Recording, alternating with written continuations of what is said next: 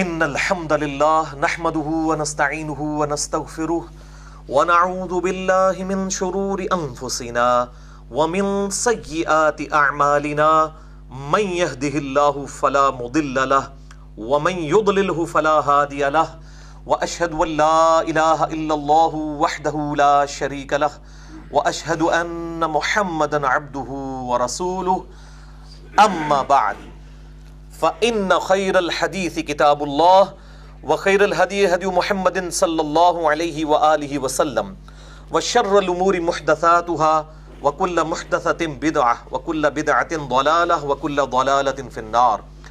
أعوذ بالله السميع العليم من الشيطان الرجيم من همزه ونفخه ونفثه. بسم الله الرحمن الرحيم. رب اشرح لي صدري ويسر لي امري واحلل عقدة من لساني يفقهوا قولي. بسم الله الرحمن الرحيم. ان الله وملائكته يصلون على النبي يا ايها الذين امنوا صلوا عليه وسلموا تسليما. اللهم صل على محمد وعلى ال محمد كما صليت على ابراهيم وعلى ال ابراهيم انك حميد مجيد. اللهم بارك على محمد وعلى آل محمد كما باركت على إبراهيم وعلى آل إبراهيم إنك حميد مجيد. اللهم ربنا آتنا في الدنيا حسنة وفي الآخرة حسنة وقنا عذاب النار. ربنا آتنا من لدنك رحمة وهيئ لنا من أمرنا رشدا. لا إله إلا أنت سبحانك إني كنت من الظالمين. ولا حول ولا قوة الا بالله العلی العظیم. آمین. الحمدللہ آج 7 جنوری 2017 کو ہفتے کے دن 8 اور 9 ربیع الثانی 1438 ہجری کی درمیانی رات میں قرآن کلاس نمبر 243 میں ہم انشاءاللہ تعالی سورۃ النور کی آیت نمبر 55 جسے آیت الاستخلاف بھی کہا جاتا ہے، یعنی اللہ تعالیٰ کی طرف سے اہل ایمان کو جو خلافت عطا کی جائے گی ان کے نیک اعمال کے سبب اس روئے ارض پہ، اس کے اوپر انشاءاللہ ڈیٹیل ڈسکشن ہوگی.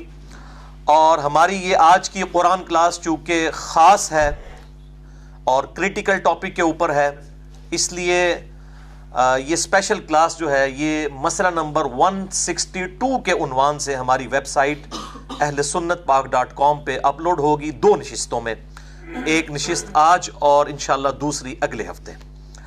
آج کی جو پہلی نشست ہے اس کا عنوان ہوگا مسئلہ نمبر 162A، خلافت راشدہ کے 30 سال اہل تشیع کی سب سے معتبر ترین کتاب نہج البلاغہ سے مولا علی رضی اللہ تعالی عنہ و علیہ السلام کے 5 خطبات کی روشنی میں انشاءاللہ تعالی. اور اگلی مرتبہ انشاءاللہ مسئلہ نمبر 162B ہوگا خلافت راشدہ کے 30 سال اہل سنت کی کتابوں صحیح بخاری، صحیح مسلم، ابو داؤد، ترمذی، نسائی، ابن ماجہ، مسند احمد اور باقی کتابوں سے انشاءاللہ تعالی 5 صحیح الاسناد احادیث کی روشنی میں انشاءاللہ تعالی. اور یہ میں نے 5 کی نسبت جو ہے یہ پنجتن پاک کی نسبت کی وجہ سے لی ہے، 5 ہی اہل سنت کے ریفرنسز اور 5 ہی اہل تشیع کے. اور جو سورۃ البقرہ کی آیت نمبر 196 ہے تلک عشرۃ کاملہ، یہ پورے ہوئے 10، 5 سنی اور 5 شیعہ انشاءاللہ تعالی.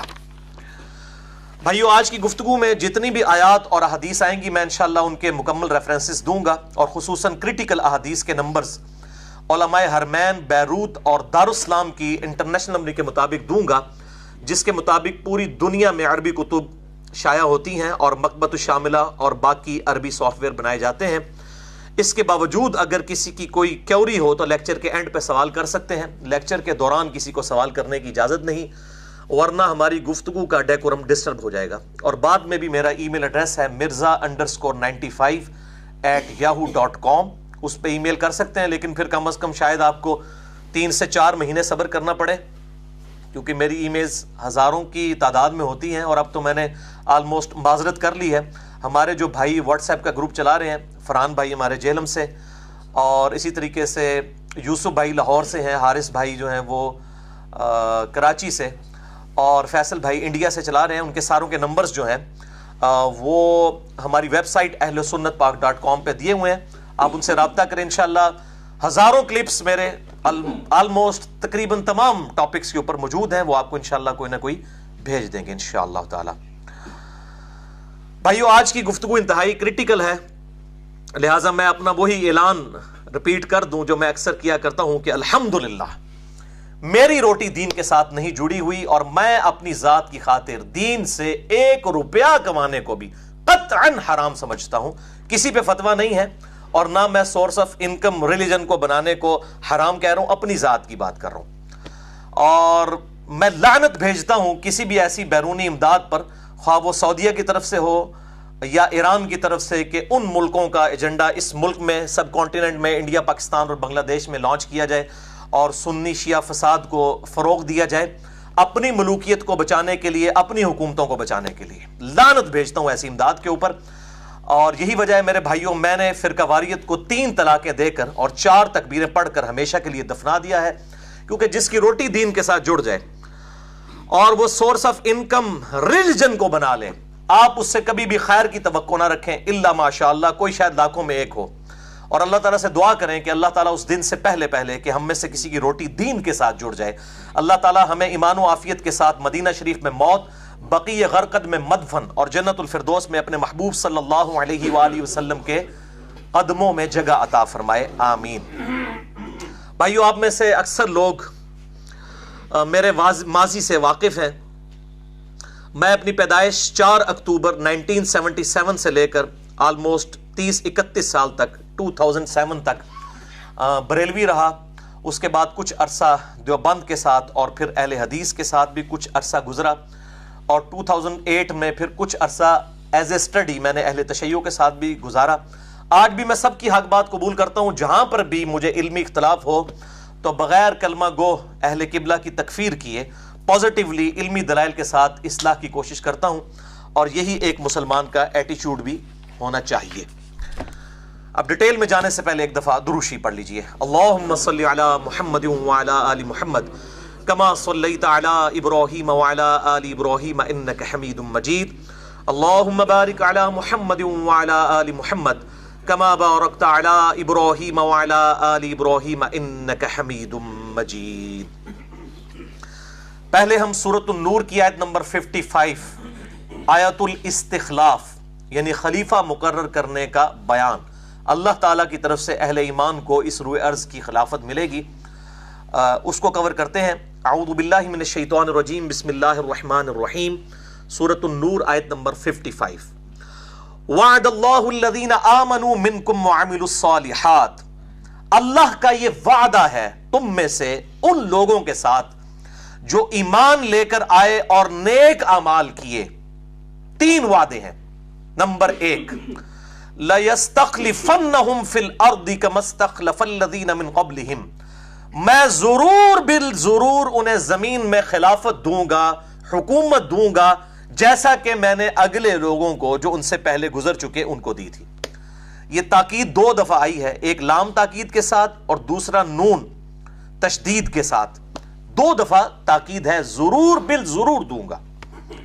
نمبر 2، دوسرا وعدہ، وَلَيُمَكِّنَنَّ لَهُمْ فِي دِينِهُمُ الَّذِي ارْتَضَىٰ لَهُمْ، اور میں ضرور بالضرور انہیں تمکن دوں گا اس دین کے معاملے میں جو میں نے ان کے لیے پسند کیا ہے، جو ان کو پسند ہے اس دین کو بھی استقامت دوں گا. اور وہ کون سا دین؟ ان الدین عند اللہ الاسلام. The only acceptable religion in the sight of Allah is Islam. اور یہ جو فرمایا کہ پسندیدہ دین اللہ نے جو پسند کیا ہے اس امت کے لیے، اس کا ذکر بھی سورۃ المائدہ کی آیت نمبر 3 کے اندر موجود ہے. اليوم اکملت لکم دینکم واتممت علیکم نعمتی ورضیت لکم الاسلام دینا. آج کے دن میں نے تمہارا دین تمہارے لیے مکمل کر دیا، اپنی نعمت تم پر تمام فرما دی اور اسلام کو ایز اے ریلیجن تمہارے لیے پسند فرمایا. یہ حجت الوداع کے موقع پر یہ آیت نازل ہوئی، بخاری اور مسلم میں اس کا کانٹیکسٹ موجود ہے. اور تیسرا وعدہ، وَلَيُبَدِّلَنَّهُمْ مِنْ بَعْدِ خَوْفِهِمْ أَمْنًا، اور میں ضرور بالضرور اس خوف کو امن سے بدل دوں گا. یعنی اللہ تعالیٰ جب حکومت دے گا، وہاں پر عرب قبائل تھے، لوٹا کرتے تھے. اب یہ ایک ڈیٹیل طلب ٹاپک ہے. اللہ تعالیٰ نے اسلام کی برکت سے وہاں پر امن قائم کیا. یہ تیسرا وعدہ اللہ تعالیٰ کا پورا ہوا. یعبدوننی لا یشرکون بی شیئا، پھر وہ میری ہی عبادت کریں گے کسی بھی چیز کے شرک سے بچتے ہوئے. وہ تو پہلے ہی کر رہے تھے، لیکن جب حکومت بھی اللہ کی آ جائے گی اور اللہ کا نظام اس دنیا کے اوپر غالب ہوگا تو پھر کسی بھی درجے میں کوئی شرک نہیں رہے گا. جب خلافت کا نظام ہوگا تو پولیٹیکلی بھی ریلیجن غالب ہو جائے گا. جو اللہ تعالیٰ کا اپنے محبوب صلی اللہ علیہ وآلہ وسلم کے ساتھ وعدہ ہے سورہ الصف کی آیت نمبر 9 میں، هو الذی ارسل رسولہ بالہدی ودین الحق لیظہرہ علی الدین کلہ. وہی اللہ ہے جس نے اپنے محبوب صلی اللہ علیہ وسلم کو الہدا یعنی قرآن کے ساتھ اور دین حق کے ساتھ مبعوث کیا تاکہ اس دین کو تمام ادیان پر غالب کر دے. ولو کرہ المشرکون، چاہے مشرک اس کا برا مانے. اور یہ الٹیمیٹلی آخری غلبہ ہونا ہے جب امام محمد بن عبداللہ المہدی رضی اللہ تعالیٰ عنہ علیہ السلام کی حکومت اور خلافت پورے اس زمین کے اوپر نافذ ہو جائے گی اور اہل سنت، اہل تشیع، پوری انسانیت اس پر اتفاق کر لے گی. اور اس کانٹیکسٹ میں نے 2 گھنٹے کا لیکچر ریکارڈ کروا دیا ہے. مسئلہ نمبر 127B، امام محمد مہدی علیہ السلام کی خلافت جو ہے اس میں اہل سنت اور اہل تشیع کا اجماع ہوگا. تو یہ میرے بھائیوں اللہ تعالیٰ کا وعدہ ہے کہ اس طرح کا نظام قائم ہوگا. اس کی ایک جھلک 29 سالوں میں اللہ تعالیٰ نے دکھائی، اور پھر الٹیمیٹلی امام محمد مہدی کی خلافت جب قائم ہوگی تو دنیا میں کوئی ایسا گھر اور ایسا خطہ نہیں بچے گا جہاں پر اسلام کی دعوت نہ پہنچ چکی ہو. وَمَنْ كَفَرَ بَعْدَ ذَلِكَ، اب جو کوئی اس کے بعد ناشکری کرے گا، کفران نعمت کرے گا، کفر کرے گا، فَأُولَئِكَ هُمُ الْفَاسِقُونَ، پھر ایسے ہی لوگ ہوں گے جو فاسق ہوں گے. وَلِعَوْذُ بِاللَّهِ تَعَالَى. یہ بھائیو سورہ النور کی آیت نمبر 55 کہلاتی ہے آیت الاستخلاف، اور یہ بالکل کلیئر کٹ کہہ رہی ہے ہم سے کہ اللہ تعالیٰ اپنے نیک بندوں کو خلافت عطا فرمائے گا اس روئے ارض کی. اور اس کی پریکٹیکل مثال سیدنا ابو بکر، سیدنا عمر، سیدنا عثمان اور سیدنا علی رضی اللہ عنہم اجمعین وعلیہم السلام کی خلافت راشدہ ہے. اور مولا حسن علیہ السلام کی 6 مہینے بھی مولا علی والی خلافت میں شامل ہے، 30 سال. اور اس آیت مبارکہ آیت استخلاف جو ہے، اس کو جو میں نے اس حوالے سے ڈسکس کرنا شروع کیا ہے، یہ کوئی میری ذاتی اختراع اور بدعت نہیں ہے، بلکہ اہل سنت اور اہل تشیع دونوں کتابوں میں اس آیت استخلاف کو دلیل بنایا گیا ہے خلافت راشدہ کی. میں آج انشاءاللہ تعالیٰ اس کے حوالے بھی دوں گا. اہل سنت کے تو ڈیٹیل انشاءاللہ اگلی دفعہ دوں گا. بہرحال میں 2 حوالے ضرور بتا دیتا ہوں، اس کو ڈیٹیل کے ساتھ اگلی دفعہ انشاءاللہ ڈسکس کریں گے. اہل سنت میں 2 بہت بڑے امام. پہلے نمبر پر امام محمد بن حسین الآجری المتوفى 360 ہجری، انہوں نے کتاب لکھی ہے الشریعہ. اس میں انہوں نے حدیث سفینہ لی ہے کہ میرے بعد خلافت راشدہ 30 سال تک رہے گی، اس کے بعد کاٹ کھانے والی ملوکیت کا دور شروع ہو جائے گا اور جابر حکمرانوں کا، جو صلح حسن 41 ہجری کے بعد شروع ہو گیا. حدیث سفینہ لی ہے انہوں نے الشریعہ کتاب میں 1156 نمبر پہ، اور اس کی ہیڈنگ میں انہوں نے اسی آیت کو دلیل بنایا ہے خلافت راشدہ کی. اور اس پہ جو انہوں نے کمنٹس کیے ہیں وہ انشاءاللہ چونکہ اہل سنت کی باری اگلی دفعہ آئے گی، میں انشاءاللہ اس میں ورڈ بائی ورڈ وہ کمنٹس بھی بتاؤں گا. اور دوسرا ریفرنس ہے امام ابو بکر احمد بن حسین بن علی البیہقی. اب یہ دیکھ لیں دونوں اماموں کے ناموں کے اندر حسین علی آ رہا ہے، کیونکہ یہ آج والی بیماری نہیں تھی. آج تو حسین اور علی کسی کے پاسپورٹ پہ لکھا ہو تو عرب ملکوں میں اس کو علیحدہ لائن میں لگا دیا جاتا ہے اور اس کو سنی شیعہ کنفلکٹ کا ذریعہ بنا دیا ہے. حالانکہ اہل سنت کے اکثر ائمہ کے نام یہی ہیں. امام مسلم کی کنیت کیا ہے؟ ابو الحسین مسلم بن حجاج قشیری رحمہ اللہ تعالی المتوفى 261 ہجری. اور یہاں پہ بھی امام بیہقی کے نام میں کیا آ رہا ہے؟ ابو بکر احمد بن حسین بن علی البیہقی المتوفى 458 ہجری. ان کی بڑی مشہور کتاب ہے الاعتقاد، یہ عقیدوں پہ انہوں نے کتاب لکھی ہے. اس میں انہوں نے حدیث نمبر 321 کے کانٹیکسٹ میں ایکسپلینیشن کے دوران اسی آیت کو، آیت الاستخلاف سورۃ النور آیت نمبر 55 کو خلافت راشدہ کی دلیل بنایا ہے۔ یہ انشاءاللہ تعالی ہم ڈیٹیل سے اگلی دفعہ مسئلہ نمبر 162B میں ڈسکس کریں گے۔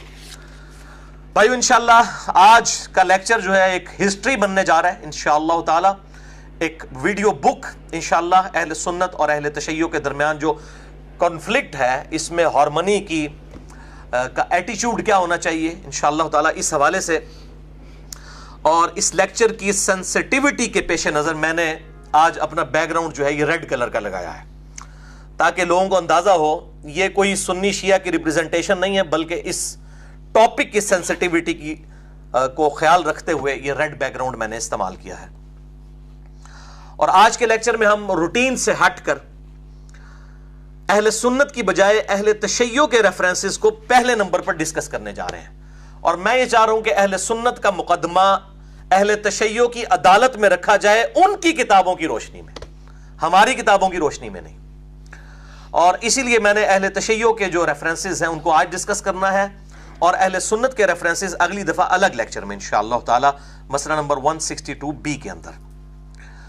اور یہاں پر میں سنی اور شیعہ عوام کے لیے تمہیداً کچھ باتیں عرض کر دوں، کیونکہ میں نے جس کتاب کا حوالہ دینا ہے اس کا مقام اہل تشیع کے ہاں من و عن اسی طریقے سے ہے جس طرح اہل سنت کے ہاں صحیح بخاری کا مقام ہے۔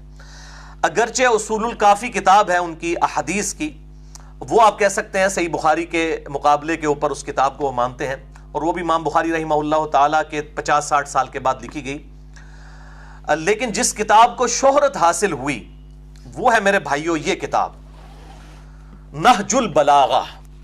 یہ اہل تشیع کے بچے کو اس کتاب کا اندازہ ہے کہ یہ کتاب اہل تشیع کی مین سٹریم کی نمبر 1 کتاب ہے قرآن حکیم کے بعد۔ سیدنا مولا علی رضی اللہ تعالیٰ عنہ علیہ السلام کے خطبات کا یہ مجموعہ ہے نہج البلاغہ، اور یہ میرے ہاتھ میں جو ترجمہ ہے یہ میرے بھائیوں اہل تشیع کا سب سے بیسٹ ترجمہ پاکستان کے اندر، ان کے جو بہت بڑے اسکالر ہیں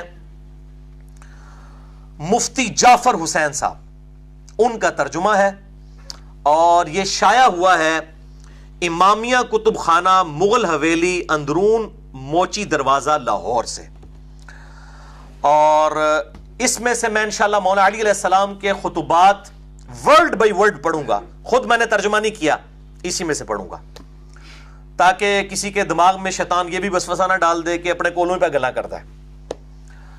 تو انشاءاللہ تعالی اس کو ڈسکس کروں گا۔ بہرحال اہل سنت کے حوالے سے نہج البلاغہ کا کیا مقام ہے، تو اس حوالے سے اہل سنت میں 2 ایکسٹریم رویے پائے جاتے ہیں۔ ایک طرف امام ابن تیمیہ المتوفی 728 ہجری کے شاگرد امام ذہبی ہیں المتوفی 748 ہجری، وہ تو اس کتاب کو جھوٹ کا پلندہ کہتے ہیں، حالانکہ ان سے 200 سال پہلے اہل سنت کے بہت بڑے امام، مجھے کئی معاملات میں ابن تیمیہ سے بھی اختلاف ہے اور اس امام سے بھی اختلاف ہے، امام فخر الدین رازی المتوفی 606 ہجری، جو ابن تیمیہ سے بھی 150 سال پہلے تقریباً گزرے ہیں، انہوں نے اس کتاب نہج البلاغہ کی شرح لکھی ہوئی ہے، جیسے ابن حجر اسقلانی نے صحیح بخاری کی شرح لکھی ہے نا فتح الباری، اس طریقے سے انہوں نے اس کی شرح لکھی ہے امام فخر الدین رازی نے۔ تو اب شرح لکھ رہے ہیں، ظاہر ہے اس سے وہ رزلٹ نکال رہے ہیں، تو یہ 2 ایکسٹریم رویے ہیں۔ میرا موقف اس کتاب کے بارے میں یہ ہے، جس طرح کے باقی کتابوں کے بارے میں جو سنیوں کی کتابیں بھی ہیں، کہ اس کے اندر غلط چیزیں بھی ہیں، صحیح چیزیں بھی ہیں، تو جو پازیٹیو چیزیں ہیں انشاءاللہ میں اس کو آج کوٹ بھی کرنے جا رہا ہوں، مولا علی علیہ السلام کے خطبات اس میں سے۔ اور میرے بھائیو جو اس کتاب کے اندر مواد موجود ہے، یہ آپ یہ نہ سمجھیے گا کہ یہ جو ہے وہ ایبسولوٹلی اہل تشیع کے ہاں پائی جانے والی روایتیں ہیں۔ نہج البلاغہ کے اندر وہ روایتیں پائی جاتی ہیں جو ہماری اہل سنت کی کتابوں میں موجود ہیں۔ آج بھی یہ جتنی ریفرنسز آئیں گے، میں اگر ان کے ریفرنسز اہل سنت کی کتابوں سے صحیح بخاری صحیح مسلم سے دینا شروع کروں تو میں نہج البلاغہ کے ان خطبات کو بخاری اور مسلم سے ثابت کر سکتا ہوں۔ تو یہ الحمدللہ اس حوالے سے کوئی ایسی چیز نہیں ہے کہ جس کے اوپر کوئی خطرہ ہو کہ یہ کوئی اس قسم کی چیزیں پڑھنے لگا۔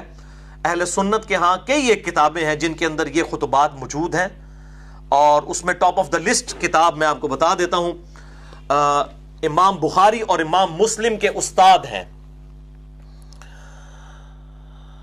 امام ابن ابی شیبہ رحمہ اللہ تعالی المتوفا 235 ہجری. 1500 حدیثیں صحیح مسلم میں اس امام سے لی گئی ہیں اور صحیح بخاری میں بھی احادیث موجود ہیں. 20% آف صحیح مسلم اس امام نے روایت کیا ہے. اسی المصنف ابن ابی شیبہ میں لاسٹ کے اندر جا کے بالکل اینڈ پہ چیپٹر ہے کتاب الجمل. یہ میرے بھائیو کتاب الجمل, یہ فرحان بھائی یہ والا پیج دکھا دیجئے. کتاب الجمل, چونکہ جمل سے ہی سارے فتنوں کا آغاز ہوا, اس کے اندر 3 باب انہوں نے بنائے ہیں.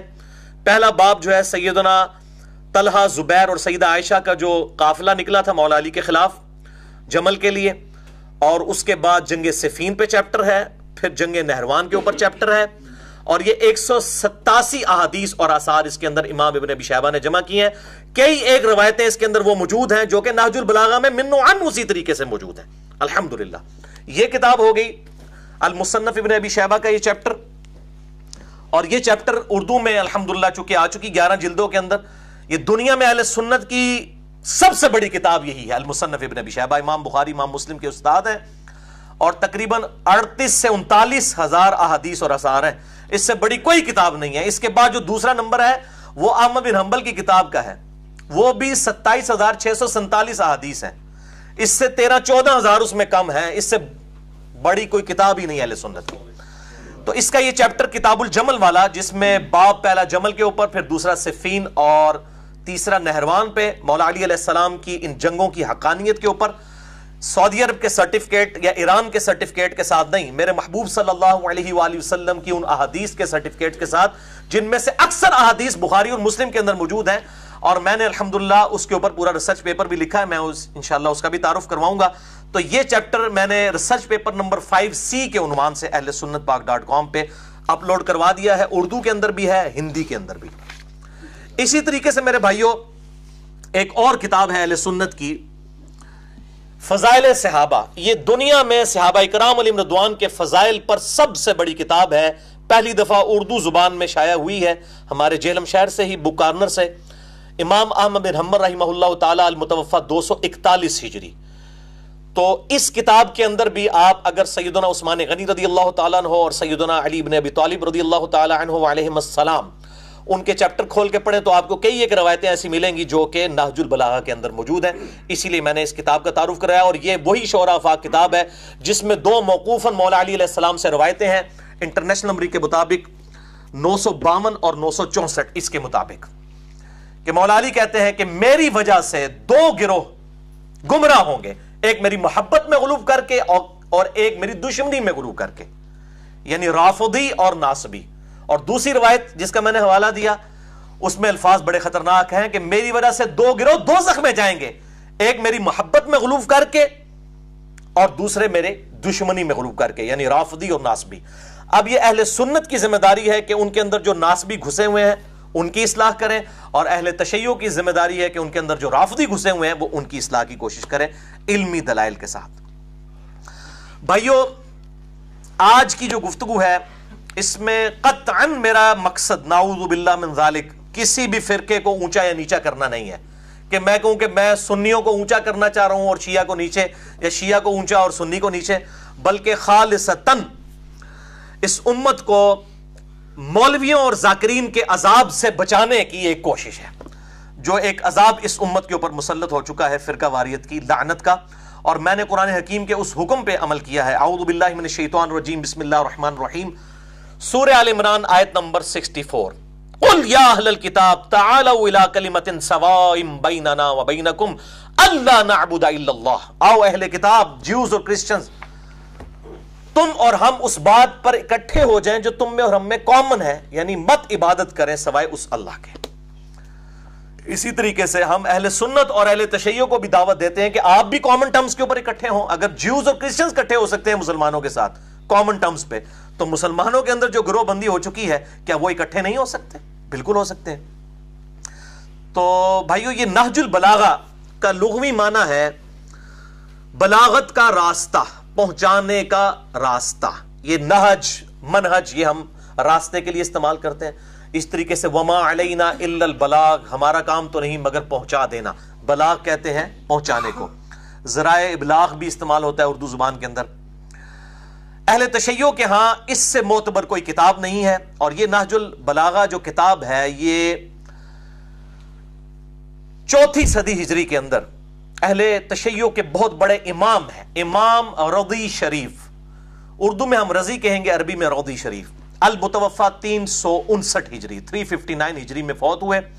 صرف 47 سال کی عمر انہوں نے پائی. اور المتوفا 406 ہجری 359 میں وہ پیدا ہوئے اور 406 میں 406 میں وہ فوت ہوئے 47 ایئرز میں.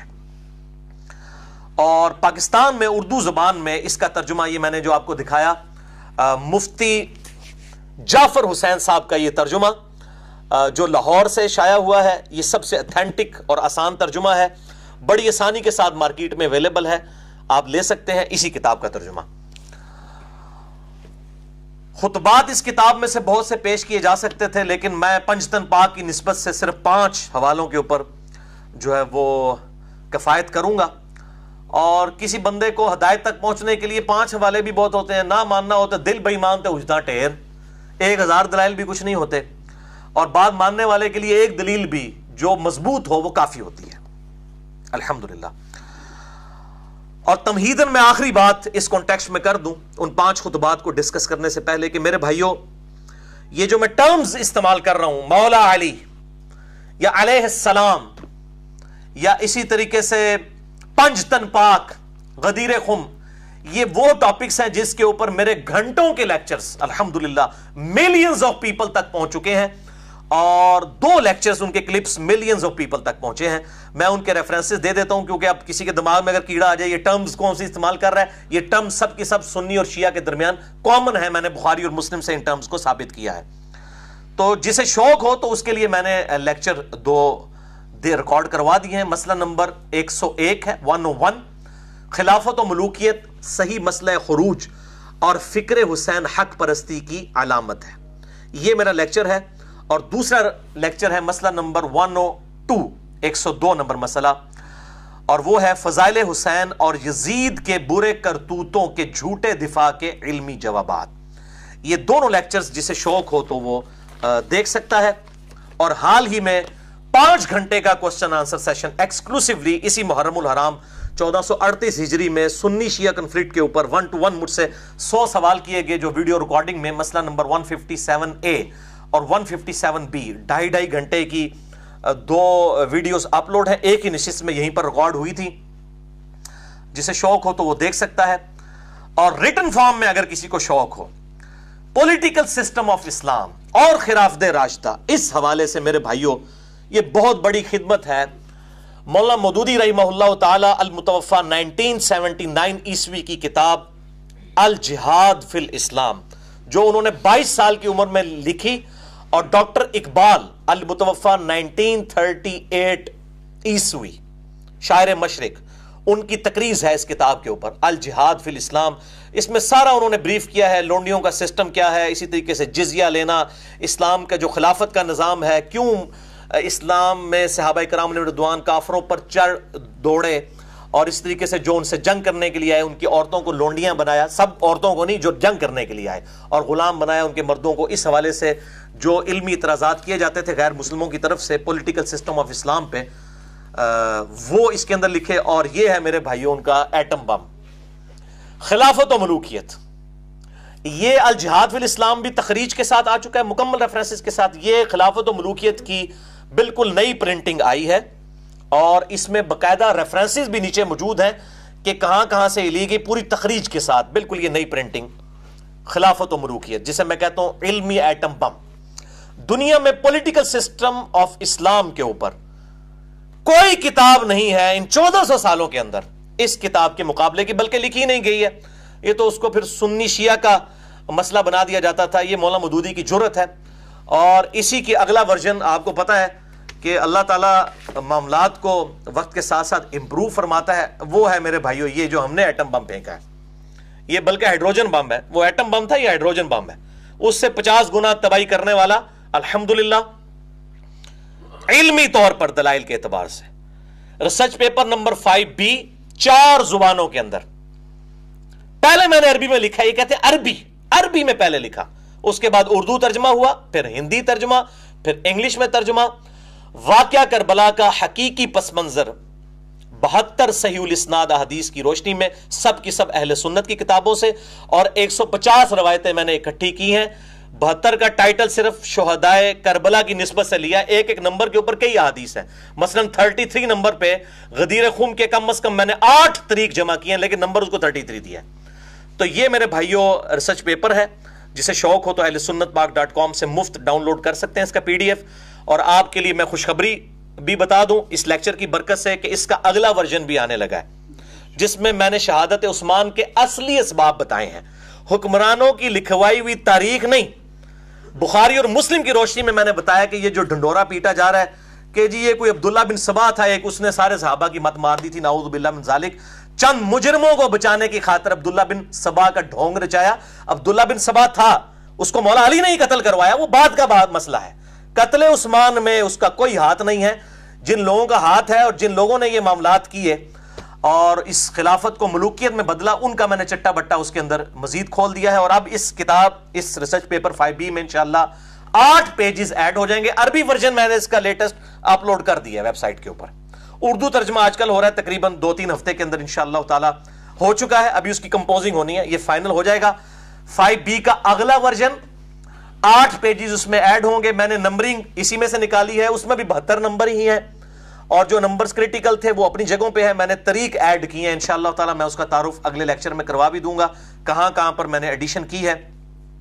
تو انشاءاللہ تعالی اس کے بعد کوئی گنجائش نہیں رہے گی، میں نے ہر چیز کھول کر بیان کر دی ہے الحمدللہ۔ آپ بلکہ سمجھیں کہ خلافت و ملوکیت کا مقدمہ میں نے بخاری اور مسلم اور باقی کتابوں سے الحمدللہ ثابت کیا ہے، اہل سنت کی کتابوں سے، فرقہ واریت کی لعنت سے بالا تر ہو کر۔ جسے شوق ہو تو اس کو ریسرچ پیپر کو ضرور پڑھے۔ اب ڈیٹیل میں جانے سے پہلے، ان 5 خطبات کو ڈسکس کرنے سے پہلے ایک دفعہ پھر دروشی پڑھ لیجئے۔ اللہم صلی علی محمد وعلی آل محمد کما صلیت علی ابراہیم وعلی آل ابراہیم انک حمید مجید۔ اللہم بارک علی محمد وعلی آل محمد کما بارکت علی ابراہیم وعلی آل ابراہیم فی العالمین انک حمید مجید۔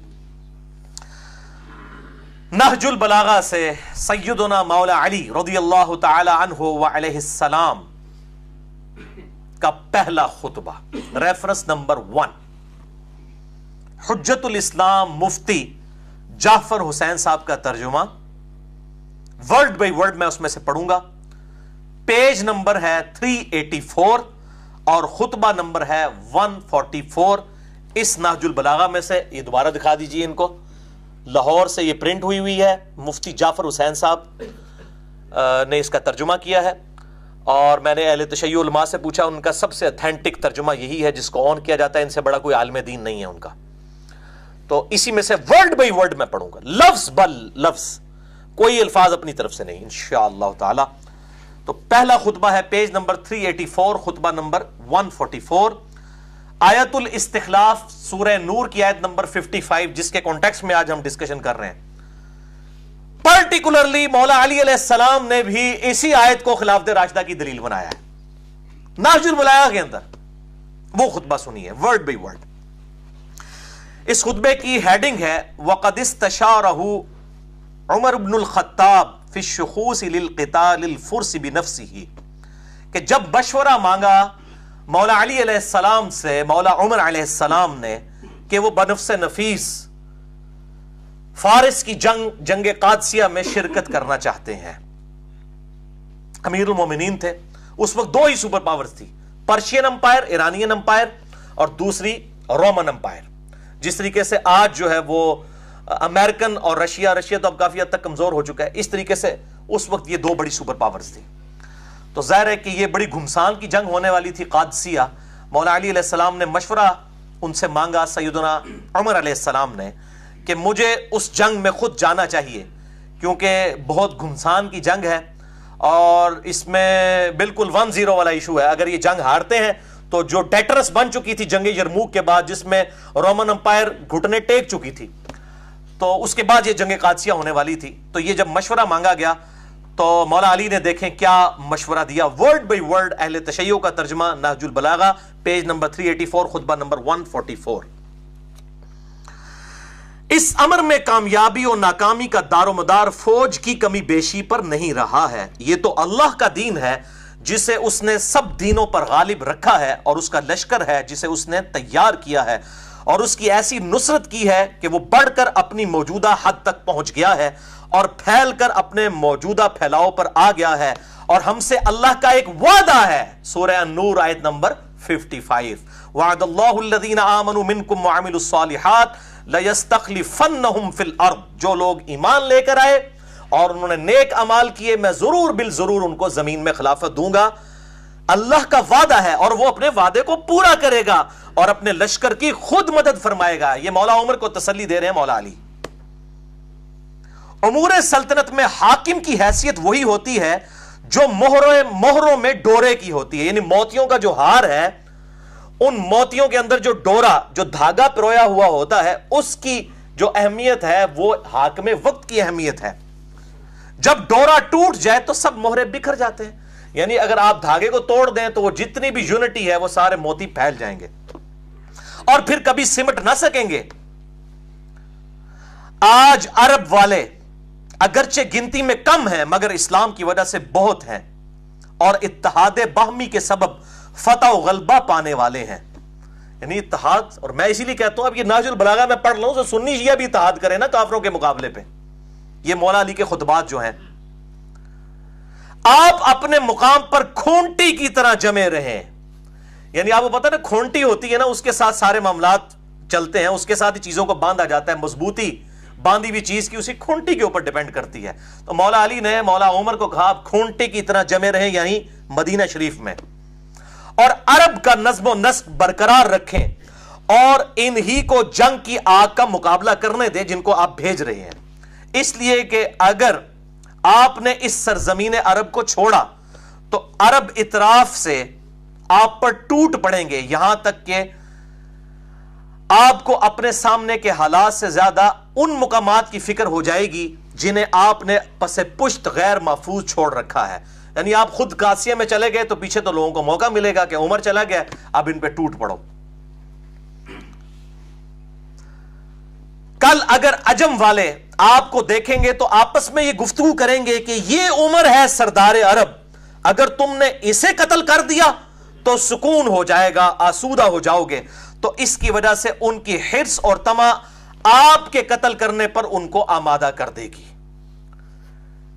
لیکن یہ جو آپ کہتے ہیں کہ وہ لوگ مسلمانوں سے لڑنے بھیڑنے کے لیے چل کھڑے ہوئے ہیں، تو اللہ ان کے بھڑنے کو آپ سے زیادہ برا سمجھتا ہے، اور وہ جسے برا سمجھے اس کے بدلنے اور روکنے پر قدرت بھی رکھتا ہے۔ اور ان کی تعداد کے متعلق جو آپ کہتے ہیں کہ بہت زیادہ ہے، تو ہم سابق میں بھی کثرت کے بلبوتے پر نہیں لڑا کرتے تھے بلکہ اللہ کی تائید اور نصرت کے سہارے پر لڑا کرتے تھے۔ یہ مولا عمر کو مولا علی تسلیاں دے رہے ہیں، اور پھر مشورہ مان لیا گیا اور سعد ابن ابی وقاص رضی اللہ تعالی عنہ علیہ السلام کو بھیجا گیا امیر بنا کر۔ 4 دن تک جنگ ہوئی، 8,500 مسلمانوں کی قربانیوں کے ساتھ اللہ تعالیٰ نے جنگ قادسیہ میں مسلمانوں کو فتح دی اور پرشین امپائر ہمیشہ کے لیے ختم ہو گئی الحمدللہ۔ اور آپ حیران ہوں گے کہ پرشیا کے لوگوں کے پاس ہاتھی تھے جو وہ لے کے آئے، اور مسلمان عرب کے گھوڑے اس ہاتھی کو دیکھ کے ہی بھاگ جاتے تھے، اور مسلمان اس جواں مردی سے لڑے کہ انہوں نے اپنے گھوڑے واپس بھیج کے پیدل جا کے ہاتھیوں کو نیچے گرایا۔ اتنی جواں مردی کے ساتھ بنو تمیم کے لوگ لڑے الحمدللہ۔ اور یہ سیم واقعات اہل سنت کی تمام تاریخی کتابوں میں ملتا ہے، اور میں اس میں مشورہ دوں گا آپ کو۔ پھر لوگوں کو برا لگتا ہے کہ قطر والوں نے ایک فلم سیریز بنائی ہے عمر سیریز کے نام سے، عربی کے اندر 30 اقساط پر سیدنا عمر فاروق رضی اللہ تعالیٰ عنہ علیہ السلام کی پوری بایوگرافی، آپ صلی اللہ علیہ وسلم کے اعلان نبوت سے 6 سال پہلے سے شروع کر کے ٹل سیدنا عمر کی شہادت تک آپ کو سینٹرڈ کرتے ہوئے بیسیکلی نبی صلی اللہ علیہ وسلم کی سیرت کو فلمایا ہے اور کمال کرتی ہے۔ انگلش سب ٹائٹل کے ساتھ، فرینچ کے ساتھ آ چکا ہے، لیکن اردو میں نہیں آیا، ابھی ہم نے کوشش کی ہے۔ میں نے ایک بھائی کو، انہوں نے اپنا نام بھی ظاہر کرنے سے منع کیا ہے، وہ کہتے ہیں میں چھپ کے کام کرنا چاہتا ہوں، ان سے میں نے یہ سارا ترجمہ میں نے خود کیا۔ بہرحال ایک کلپ ہم نے چڑھایا الحمدللہ، وہ چند گھنٹوں کے اندر ہزاروں لوگوں تک، شاید لاکھوں تک پہنچ چکا ہو واٹس ایپ کے ذریعے الحمدللہ۔ اردو سب ٹائٹل کے ساتھ ایک کلپ سیدنا عمر کا ایک بڑا زندگی کا بہترین واقعہ، وہ ہماری جو فیس بک ہے اس کے اوپر اپلوڈ ہے، انجینئر محمد علی مرزا۔ یوٹیوب پہ چونکہ اجازت نہیں، اس کے کاپی رائٹس ہیں، ہم کوشش کر رہے ہیں ہمیں اجازت مل جائے تو ہم اس طرح کے جو کریٹیکل کلپس ہیں وہ انشاءاللہ تھوڑے تھوڑے کر کے اردو سب ٹائٹل کے ساتھ بہترین آسان فہم اردو ترجمے کے ساتھ اپلوڈ کریں گے۔ اس کی آج تازہ مثال آ چکی ہے۔ اور یہ عمر سیریز کے اوپر جو یہ مولوی خطبے دیتے پھر رہے ہیں نا اس کے خلاف، ان کو یہ اندازہ نہیں ہے کہ عمر سیریز کا کنسلٹنٹ وہ بندے ہیں کہ یہ سارے دنیا کے مولوی ایک پلڑے میں رکھے جائیں نا علمی اعتبار سے، اور وہ دو بندے ایک طرف ہیں۔ مفتی اعظم قطر یوسف القرضاوی، جن کی عمر تقریباً 90 سال ہو چکی ہے، دنیا میں اس سے بڑا کوئی اہل سنت کا عالم دین نہیں ہے، وہ کنسلٹنٹ ہے اس کے، جن کی وہ کتاب ہے اسلام میں حلال و حرام، جو عرب کے ملکوں میں پڑھائی جاتی ہے جدید مسائل کے اوپر۔ یہ ڈاکٹر ذاکر نائک اور باقی جتنے لوگ ہیں، یہ جتنی بھی باتیں بیان کر رہے ہوتے ہیں یہ ان کی تحقیق ہے، یوسف القرضاوی۔ اور دوسرے ڈاکٹر علی سلابی ہیں، جو دنیا میں سب سے بڑے ہسٹورین ہیں، جنہوں نے سیدنا ابوبکر، عمر، عثمان و علی رضی اللہ عنہم اجمعین وعلیہم السلام کی سیرت پہ اتنی موٹی عربی میں کتابیں لکھی ہیں، اور وہ کتابیں جو ہیں وہ شائع بھی ہو رہی ہیں اردو ترجمے کے ساتھ، ڈاکٹر علی سلابی۔ تو یہ دو بڑے بڑے لوگ ہیں جنہوں نے عمر سیریز کے اوپر کنسلٹینسی دی ہے، اور الحمدللہ یہ ریکارڈنگ ہوئی، اور اس کا ٹیسٹ ہی عربی میں ہونے کی وجہ سے ہے۔ نہج البلاغہ سے مولا علی علیہ السلام کا دوسرا خطبہ، ریفرنس نمبر 2، حجت الاسلام مفتی جعفر حسین صاحب کا اردو ترجمہ، پیج نمبر 368، خطبہ نمبر 132۔ جنگ یرموک، جو قادسیہ سے پہلے رومن امپائر کے خلاف فیصلہ گن جنگ تھی، اس میں بھی سیدنا عمر نے کہا کہ میں خود جا کے مسلمانوں کو لیڈ کرتا ہوں تاکہ مرائل بلند ہو مسلمانوں کا۔ تو اس حوالے سے بھی مولا علی سے مشورہ مانگا گیا، اور اس خطبے کی ہیڈنگ کیا ہے؟ وَقَدْ شَاوَرَهُ عمر بن الخطاب فی الخروج الى غزو الروم بنفسه۔ جب مولا علی علیہ السلام سے مولا عمر نے مشورہ مانگا کہ وہ خود جا کر روم کا غزوہ لڑنا چاہتے ہیں۔ یہ غزوہ کو جو کہا گیا نا جس میں حضور شریک ہوں صلی اللہ علیہ وآلہ وسلم، وہ غزوہ ہوتا ہے، دوسرا جو ہے وہ سریہ ہوتا ہے، یہ بالکل جھوٹ ہے، محدثین اس فرق کو نہیں مانتے۔ غزوہ کا لفظ کسی لیے بھی استعمال ہو سکتا ہے۔ مسئلہ نمبر 127 امام محمد مہدی والے لیکچر کے اندر میں نے اس کے اوپر ڈیٹیل سے گفتگو کی ہے، غزوہ ہند والی حدیث کے اوپر۔ وہ کہتے ہیں نہیں، غزوہ اس لیے کہ نبی صلی اللہ علیہ وسلم خود آ جائیں گے، نعوذ باللہ۔ غزوہ ہی، اب غزوہ روم کا لفظ یہاں پہ موجود ہے، حالانکہ اس میں تو نہیں موجود تھے۔ تو جب مشورہ مانگا گیا جنگ یرموک پہ جانے کے لیے، تو اب مولا علی کیا کہتے ہیں ورڈ بائی ورڈ؟ اللہ نے دین والوں کی حدوں کو تقویت پہنچانے اور ان کی غیر محفوظ جگہوں کو دشمن کی نظر سے بچانے کا ذمہ لے رکھا ہے۔ وہی خدا اب بھی زندہ و غیر فانی ہے کہ جس نے اس وقت ان کی تائید و نصرت کی تھی جبکہ وہ مسلمان تھوڑے تھے، غزوہ بدر میں تھوڑے سے تھے، کہ دشمن ان سے انتقام نہیں لے سکتے تھے، کہ وہ اپنے دشمن سے انتقام نہیں لے سکتے تھے۔ اللہ نے اس وقت بھی مسلمانوں کی مدد کی اور ان کی حفاظت کی جب وہ اتنے کم تھے کہ اپنے کو محفوظ نہیں رکھ سکتے تھے۔ تم اگر خود ان دشمنوں کی طرف بڑھے اور ان سے ٹکرائے اور کسی افتاد میں پڑ گئے تو اس صورت میں مسلمانوں کے لیے دور کے شہروں کے پہلے کوئی ٹھکانہ نہ رہے گا، اور نہ تمہارے بعد کوئی ایسی پلٹنے کی جگہ ہوگی کہ اس کی طرف پلٹ سکیں۔ یعنی سیدنا عمر کو کہہ رہے ہیں تسی تے تھم ہو ساڈے، تو کچھ ہو گیا تو پیچھے کیا بنے گا؟ اگر وہاں پہ مسلمان شکست کھاتے ہیں تو آپ کی طرف تو آ سکتے ہیں، آپ پھر نئی کمک بھیج سکتے ہیں۔ اگر کسی افتاد میں پڑ گئے تو اس صورت میں مسلمانوں کے لیے دوسرے شہروں کے پہلے کوئی ٹھکانہ نہ رہے گا، اور نہ تمہارے بعد کوئی ایسی پلٹنے کی جگہ ہوگی کہ اس کی طرف پلٹ کر آ سکیں۔ تم ان کی طرف اپنی بجائے کوئی تجربہ کار آدمی بھیجو، اور اس کے ساتھ اچھی کارکردگی دکھانے والے، خیر خواہی کرنے والے لوگ بھیج دو۔ اگر اللہ نے غلبہ دے دیا تو تم یہی چاہتے ہو، اگر دوسری صورت یعنی شکست ہوئی تو تم لوگوں کے لیے ایک مددگار اور مسلمانوں کے لیے پلٹنے کا مقام ہوگے۔ دیکھو کیا تعریفی کلمات ہیں مولا عمر کے لیے، مولا علی کے، کہ آپ مسلمانوں کے لیے وہ پناہ گاہ ہوں گے کہ اگر شکست ہو بھی گئی یرموک میں تو مسلمان آپ کی طرف پلٹیں گے، آپ جب زندہ و سلامت ہوں گے پھر مورال بلند ہو جائے گا۔ اور اللہ تعالیٰ نے یہ نوبت ہی نہیں آنے دی سیدنا علی کے مشورے پر ابو عبیدہ ابن جراح کو۔ مولا علی علیہ السلام کے مشورے کے بعد مولا عمر نے بھیجا وہاں پر جنگ یرموک میں، اور خالد ابن ولید جو آرمی چیف تھے ان کو معزول کر دیا. اور بڑے لوگوں نے کہا فتح کیسے ہوگی؟ انہوں نے کہا یہی تو بتانا چاہ رہا ہوں, خالد ابن ولید کی وجہ سے فتوحات نہیں ہو رہی, رب خالد کی وجہ سے ہو رہی ہے. رب الخالد ہے جو, اس کی وجہ سے ہو رہی ہیں فتوحات. اور پھر لوگوں نے دیکھا یہاں پہ اگر کسی جونیئر کو آپ آرمی چیف بنا دیں, باقی سارے استعفے دے کے سائڈ پہ ہو جاتے ہیں. پھر بھی ہم لوگ محب الوطنی کا اور اسلام سے محبت کا دعویٰ کریں تو پھر شرم کا مقام ہے. اور یہاں پر دیکھیں سیدنا خالد ابن ولید عام سپاہی کی حیثیت سے لڑے ابو عبیدہ ابن جراح کے نیچے, اور اللہ تعالیٰ نے فتح دے دی جگہ یرموک کے اندر. 1.5 لاکھ کی فوج اور مسلمان چند ہزار تھے, اللہ تعالیٰ نے فتح دی. اور یہ اللہ تعالیٰ کا وعدہ تھا. اور الحمدللہ ابو عبیدہ ابن جراح رضی اللہ تعالیٰ عنہ علیہ السلام کے ہاتھوں پر یہ فتح قیامت تک کے لیے مسلمانوں کی دعاؤں کا ذریعہ ہے ان کے لیے, کہ اللہ تعالیٰ ان کو جزائے خیر اس حوالے سے عطا فرمائے. آمین ثم آمین. نہج البلاغہ سے مولا علی علیہ السلام کے خطبے کا تیسرا ریفرنس, حجت الاسلام مفتی جعفر حسین صاحب کے اردو ترجمہ میں پیج نمبر 107, خطبہ نمبر ہے 5. یہ بڑی کڑوی باتیں ہیں, بڑے حوصلے سے سننی ہیں. جب ابو سفیان نے عباس ابن عبد المطلب جو نبی صلی اللہ علیہ وآلہ وسلم کے چچا تھے, ابو سفیان فتح مکہ پہ معافی مانگ کے مسلمان ہو گیا. اس کی یاری دوستی تھی عباس کے ساتھ.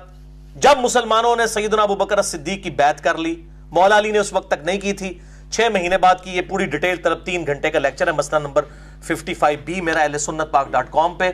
وصی رسول کون ہے اور حدیث قرطاس کا تحقیقی جائزہ, جسے شوق ہو تو وہ دیکھ سکتا ہے. اب اس نے موقع غنیمت جانا تو اس نے عباس بن عبد المطلب کو لیا اور مولا علی کے پاس آیا کہ یہ کیا نچلے درجے کا ابو بکر, بنو تیم جو سب سے نچلا قبیلہ ہے قریش کا, اصل قبیلے تو بنو ہاشم اور بنو امیہ ہیں, ٹھیک ہے, اور یہ کمزور درجے کا نچلے درجے کے قبیلے کے لوگ ہیں جن کی بیعت ابو بکر کی لوگوں نے کر لی ہے, تو علی تم ہاتھ بڑھاؤ, ہم تمہارے ہاتھ پہ بیعت کرتے ہیں. بولے اعوذ باللہ تعالی, اندازہ لگائیں.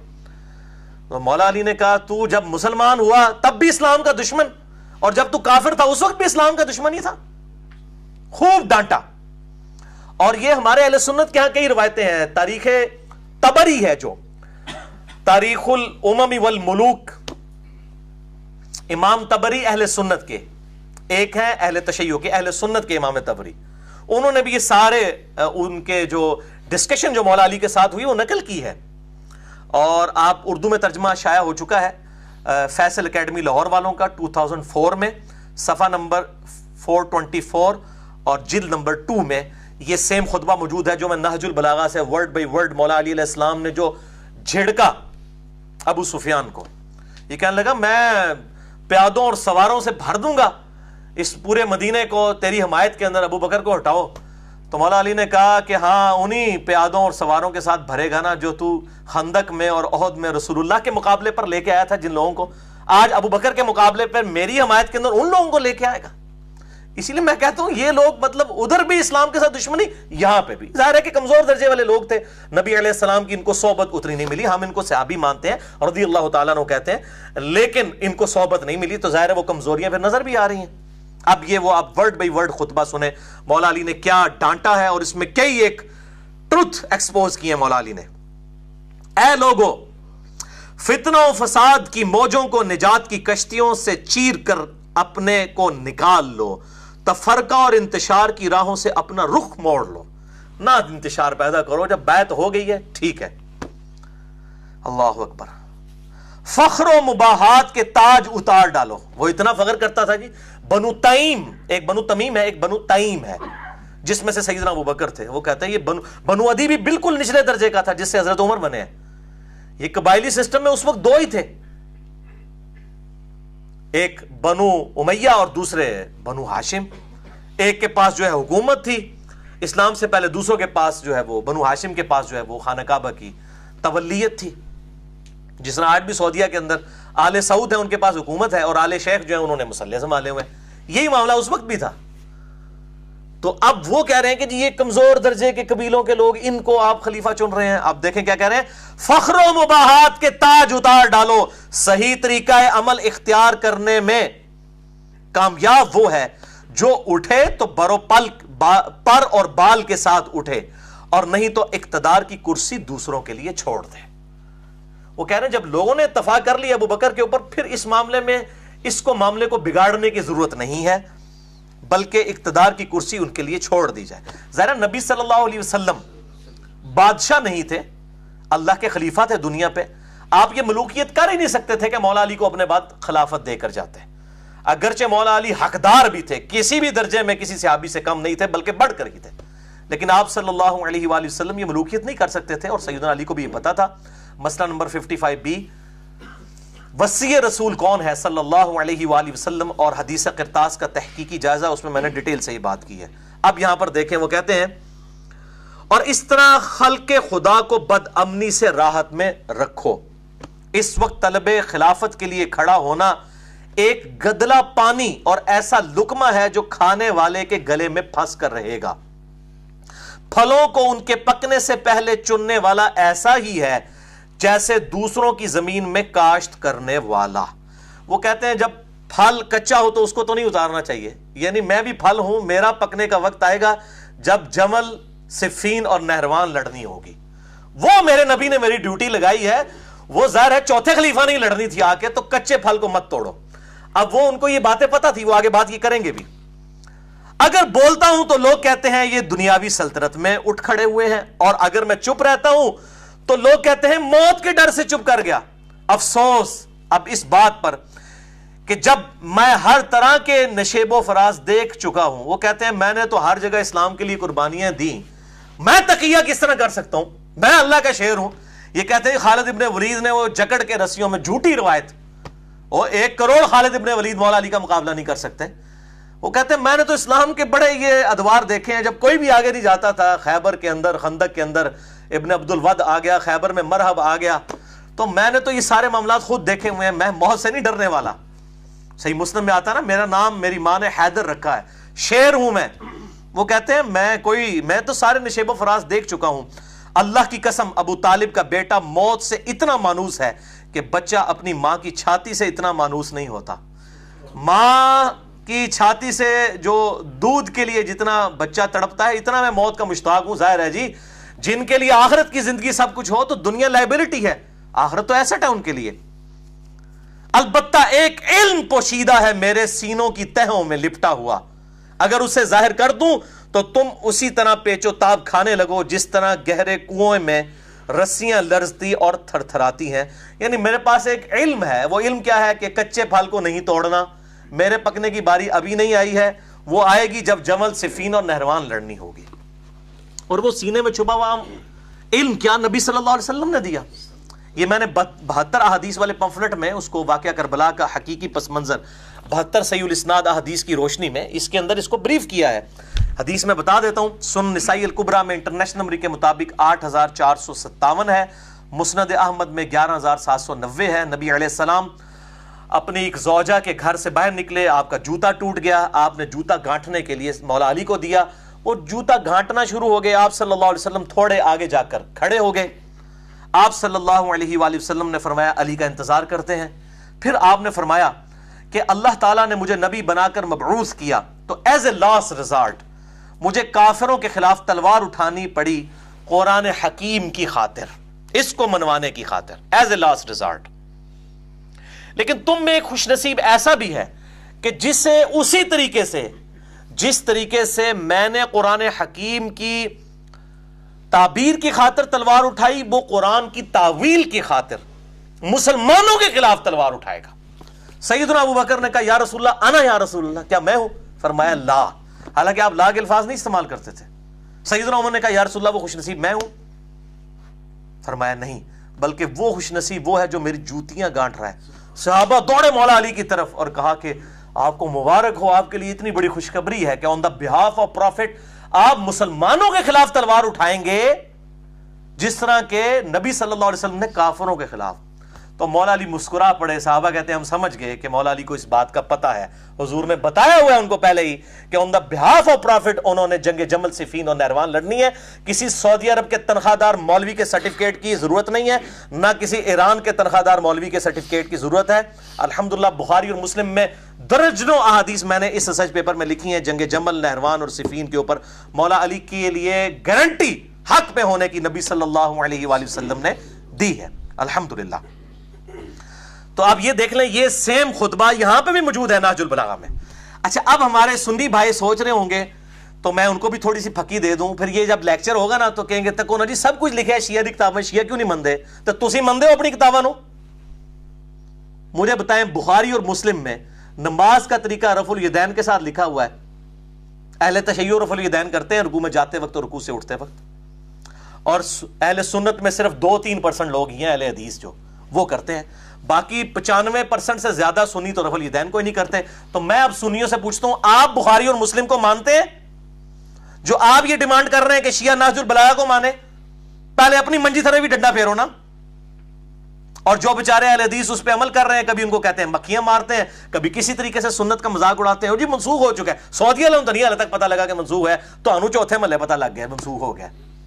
جڑے ہندوؤں دی اور سکھاں دی اولاد ہو, اور جو صحابہ کی اولاد ہے, عرب میں کبھی بھی کافروں کی حکومت نہیں رہی ہے اس کے بعد, وہ سب نسل در نسل مسلمان ہیں, اور وہ رفع الیدین سے نماز پڑھ رہے ہیں. او اور نے آ اور نے او اور یا اور تسی کچھ اور ہو, کیونکہ کتابیں فیصلہ کریں گی, ڈکشنریز آلویز اتھارٹی.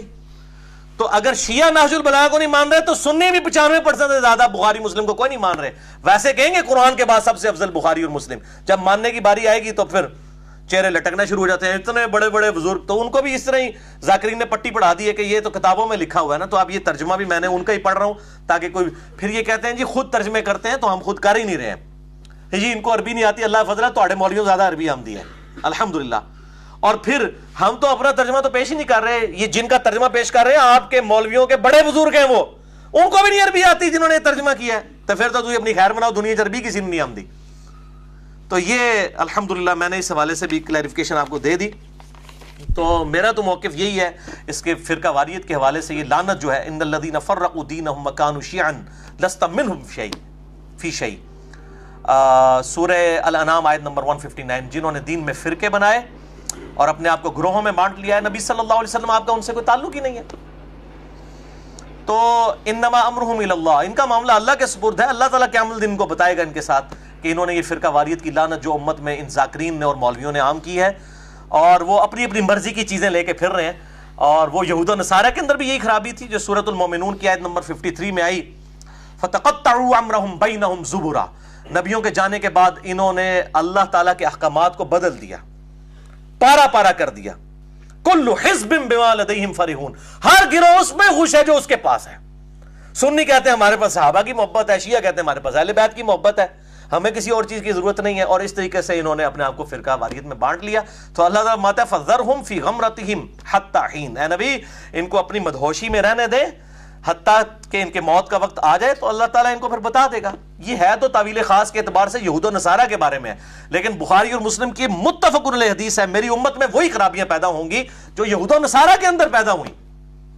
اس پہ بھی میں الگ سے لیکچر دے چکا ہوں, مسئلہ نمبر 157A اور B دیکھ لیں. سنی شیعہ کنفلکٹ پہ 100 کوسچنز 1 to 1 جو مجھ سے ہوئے ہیں, علی نقوی صاحب نے کیے, 5 گھنٹے کی نشست, اس پہ میں نے ڈیٹیل کے ساتھ اس پہ بات کی ہے. نہج البلاغہ سے چوتھا خطبہ, سیکنڈ لاسٹ, خلفائے ثلاثہ کی توثیق مولا علی علیہ السلام کی طرف سے, مولا ابو بکر, مولا عمر, مولا عثمان رضی اللہ عنہم اجمعین وعلیہم السلام کی توثیق ایک خطبے کے اندر. حجت الاسلام مفتی جعفر حسین کے اردو ترجمہ, پیج نمبر 643, مکتوب نمبر 6. یہ خط ہے جو معاویہ بن ابی سفیان رضی اللہ تعالیٰ عنہ کے نام مولا علی نے لکھا جب انہوں نے بغاوت کی. تو یہ خط جو لکھا, یہ ورڈ بائی ورڈ میں خط پڑھنے لگا ہوں. مولا علی کا خط معاویہ بن ابی سفیان کے نام. وہ کہتے ہیں جن لوگوں نے ابو بکر, عمر اور عثمان کی بیعت کی تھی, انہوں نے میرے ہاتھ پر اسی اصول کے مطابق بیعت کی ہے جس اصول پر وہ ان 3 خلفاء کی بیعت کر چکے تھے. مولا علی اپنی خلافت کی دلیل کس کو بنا رہے ہیں؟ ان اصحاب کو کہ جنہوں نے ابو بکر، عمر اور عثمان کو خلیفہ چنا. اس کا مطلب ہے کہ ان کی خلافت بھی پھر ٹھیک تھی. مولا علی کہہ رہے ہیں میری خلافت کو جسٹیفائی کر رہی ہیں یہ چیزیں کہ انہیں لوگوں نے مجھے خلیفہ چنا ہے جنہوں نے ابو بکر، عمر، عثمان کو چنا تھا. ٹھیک ہے جی. اب وہ جو ہے وہ سنیوں کے اندر جو ناسبی گھسے ہوئے ہیں وہ کہتے ہیں نہیں یہ تو وہ تھے باغی تھے جو حضرت عثمان کو قتل کرنے آئے تھے، وہ صحابہ کرام تھے، باغی نہیں تھے. وہ بیچ میں کچھ لوگ گھسے لیکن وہ بھی یہودی نہیں، مسلمان ہی تھے. ان کو تعویل کی غلطی لگی. یہ عبداللہ بن سبا والا جو ڈھونگ رچایا ہوا ہے نا، عبداللہ بن سبا بعد میں آیا، اسے مولا علی نے خود قتل کروایا. مسئلہ نمبر 157 میں نے ان کے پوری اس ڈاکٹرائن کا چٹا بٹا کھول دیا. بخاری اور مسلم کی روشنی میں چند بدماشوں کو بچانے کے لیے ان لوگوں نے یہ ایک جو ہے ڈاکٹرائن گھڑی کہ جی عبداللہ بن سبا کوئی تھا، 40,000 صحابہ کی اس نے مت مار دی نعوذ باللہ ایک کلے نے. تو پھر کی تربیت ہوئی 40,000 بندے دی عقل مت لو. صحابہ کرام کی توہین کرتے ہو یہ بات کر کے کہ ایک عبداللہ بن سبا نے سب کی مت مار دی، نعوذ باللہ من ذالک. حیا کرو. تو مولا علی کہہ رہے ہیں معاویہ سے کہ ابو بکر، عمر اور عثمان کی بیعت جن اصحاب نے کی تھی نا انہی اصولوں پر، تو حضرت علی جس اصول پر خلیفہ بنے وہ تو ٹھیک، اور اسی اصول پہ مولا علی کہہ رہے ہیں ابو بکر، عمر، عثمان بھی خلیفہ بنے تو وہ بھی ٹھیک. ٹھیک ہے نا جی. سمپل میتھمیٹکس ہے، کسی ذاکر کے سرٹیفکیٹ کی ضرورت نہیں ہے. اور جہاں جتنے بھی 100 کے قریب لوگ بیٹھے ہیں اس آواز کو لوگوں تک پہنچائیں، اس حق آواز کو لوگوں تک پہنچائیں کہ کتابوں کے اندر یہ بات کیا لکھی ہے. جن لوگوں نے ابو بکر، عمر، عثمان کی بیعت کی تھی انہوں نے میرے ہاتھ پر اسی اصول کے مطابق بیعت کی جس اصول پر ان کی بیعت کر چکے تھے، اور اس کی بنا پر جو حاضر ہے اسے پھر نظر ثانی کا حق بھی نہیں ہے کہ جی اسی تے ہے نہیں سا انہوں کو خلیفہ چن لیا. انہوں نے کہا تہاڈی کے اوقات ہے؟ جب اصحاب بدر، اصحاب شجرہ نے مولا علی کو خلیفہ چن لیا، تم لوگوں کی فتح مکہ پہ معافی مانگنے والے لوگوں کی کیا اوقات ہے ان کے مقابلے پہ؟ ہمارے مقابلے پہ نہیں، ان کے مقابلے پہ کوئی نظر ثانی کا حق نہیں. اور جو وقت موجود نہ ہو اسے رد کرنے کا اختیار بھی نہیں.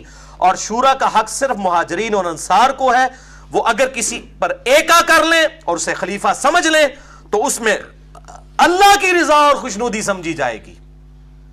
یہ سیم خطبہ صحیح بخاری مسلم میں مولا علی کا بھی ہے، مولا عمر کا جو 6 رکنی کمیٹی تھی، مولا علی کو، عثمان کو، طلحہ، زبیر، عبد الرحمن بن عوف اور سعد ابن ابی وقاص کی کمیٹی بنائی. وہ انشاءاللہ میں اگلی دفعہ بتاؤں گا کہ یہ لوگ کس طریقے سے ان لوگوں کے خلاف پھر کھڑے ہوئے.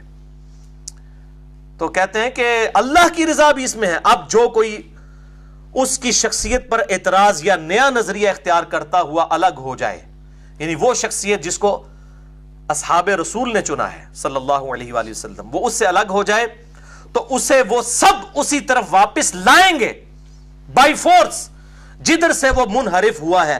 اور اگر انکار کرے گا تو اس سے لڑیں گے، کیونکہ ایسا شخص مومنین کے طریقے سے ہٹ کر دوسری راہ پر ہو لیا ہے، اور جدھر وہ پھر گیا ہے اللہ تعالیٰ بھی اسے ادھر ہی پھیر دے گا. اگر بندے دا پتر نہ بڑھے تو اللہ تعالیٰ پھر اسی گمراہی چوں سٹ دے گا. تو بائی فورس معاویہ ہم تجھے رائے راست کے اوپر لے کر آئیں گے، مجھے خلیفہ چنا ہے اصحاب بدر، اصحاب شجرہ نے. اب یہ دیکھیں کتنے کلیئر کٹ. اور یہ جو اشارہ کیا یہ سورۃ الحجرات کی آیت نمبر 9 ہے کہ جب کوئی مسلمان گروہ باغی ہو جائے نہ حق اس کے خلاف قتال کرو یہاں تک کہ وہ توبہ پر آمادہ ہو. تو اسی کی بنا پہ یہ قتال کیا گیا، جنگ صفین ہوئی. تو وہ کہتے ہیں ہم بائی فورس تجھے لے کے آئیں گے، اگر پھر بھی نہ آیا تو پھر ادھر ہی چلا جا جدھر اللہ نے تجھے پھینکا. اللہ اکبر. اے معاویہ میری جان کی قسم اگر تم اپنی نفسانی خواہشوں سے دور ہو کر عقل سے دیکھو گے تو سب لوگوں سے زیادہ مجھے ہی عثمان کے خون سے بری پاؤ گے، مگر یہ کہ تم بہتان باندھ کر کھلی ہوئی چیزوں پر پردہ ڈالنا چاہتے ہو. والسلام. چلو مسلمان مانا معاویہ کو. میں اہل تشیع کو بھی کہتا ہوں وہ کمزور درجے کا مسلمان تھے لیکن ہے مسلمان تھے، منافق نہیں تھے. ان کا معاملہ اللہ کے سپرد. السلام بھی اس میں کیا، والسلام لکھ کے خط کو مکمل کیا اور کہا یہ جو عثمان کے قتل کا جو بہانہ بنایا ہے مجھے خوب پتا ہے، سانون پتا ہے کہ کیا ہوا ہے. ٹھیک ہے، میں بخاری مسلم تو کھول دیتا ہے کہ کیا ہوا ہے، اصل مقصد کیا سی. تو وہ انشاءاللہ میں اگلی دفعہ بتاؤں گا کہ ان لوگوں کی کیا ورڈک ہوا کرتی تھی. اور مولا عمر نے پہلے ہی بتا دیا تھا. صحیح مسلم میں 1258 نمبر حدیث ہے. یہ اب میں اس کی اگلے ورژن میں ڈال رہا ہوں 72 حدیث والے میں، اور کافی ساری حدیثیں میں نے ڈالی. 1258 صحیح مسلم دارالاسلام کی نمبرنگ کہ سیدنا عمر کہتے ہیں میں نے خواب دیکھا ہے اچھا ایک حدیث وہ ہے جو ان کے زخم لگنے کی ہے، وہ بخاری میں 3700 ہے، 3700، اس میں تو ہے ان کو زخم لگ گیا، موت کا وقت قریب آیا، انہوں نے 6 رکنی کمیٹی بنائی. یہ اس سے پہلے کا واقعہ، ابھی کچھ بھی نہیں ہوا. صحیح مسلم 1258 صحیح مسلم انٹرنیشنل نمبر کے مطابق.